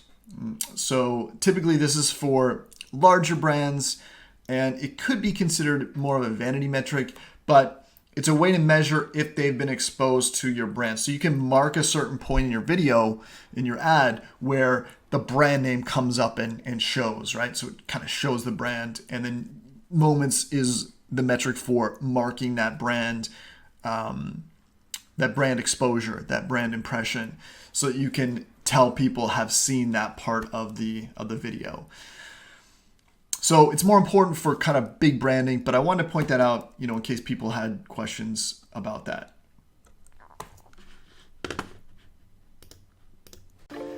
All right, so there's a lot of people that go through YouTube and realize, hey, there's a lot in the analytics, there's a lot in the keyword research, there's a lot in managing comments, planning, videos, all that kind of stuff. So some people come to the realization that, hey, YouTube video is the way that you want to go forward. Maybe you need a YouTube channel manager, and that's something that I can do for clients if it's the right fit, and I can manage your channel and help you grow, right? So you can focus on some of those other things in your business that are really important. So that can include me picking topics for you, me analyzing the analytics and giving you actionable direction on what you should be doing. That can even roll into running YouTube ads for your channel to grow, and there's some certain ways that we can do that. There are several different ways, several different types rather of YouTube ads that can be effective, and they can be quite inexpensive as well.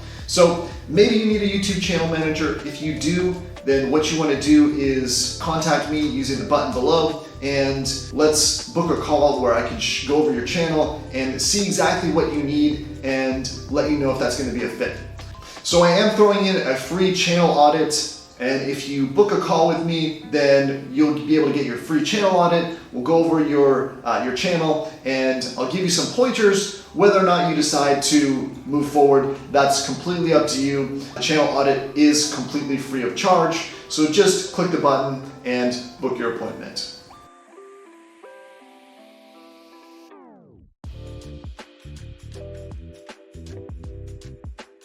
All right, guys, you finished the course. Awesome. You know everything that you need to do in order to run YouTube ads, and you can go out and do it. So if you have any questions, reach out to me.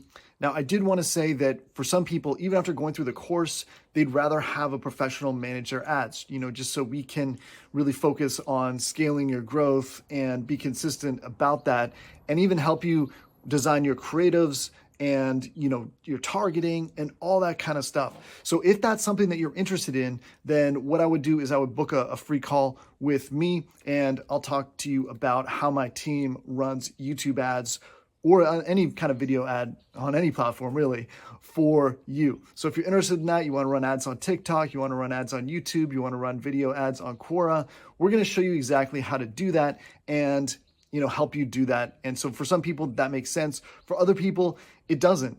You can do it on your own. It just depends on your level of comfort and how important it is for you to be reaching the most amount of people and have the least ad spend, right? So if you're interested in us running YouTube ads for you, then on this video, there'll be a link. Click on that link, go to that page and book a call, and our team will see what it is you're doing, look at your whole funnel, evaluate what we can do to improve that, and how we can strategically increase your audience with video ads. All right, so I'm glad you enjoyed the course. Please leave a review. It really does help me reach new people, and I look forward to speaking with those few who this is the right thing for.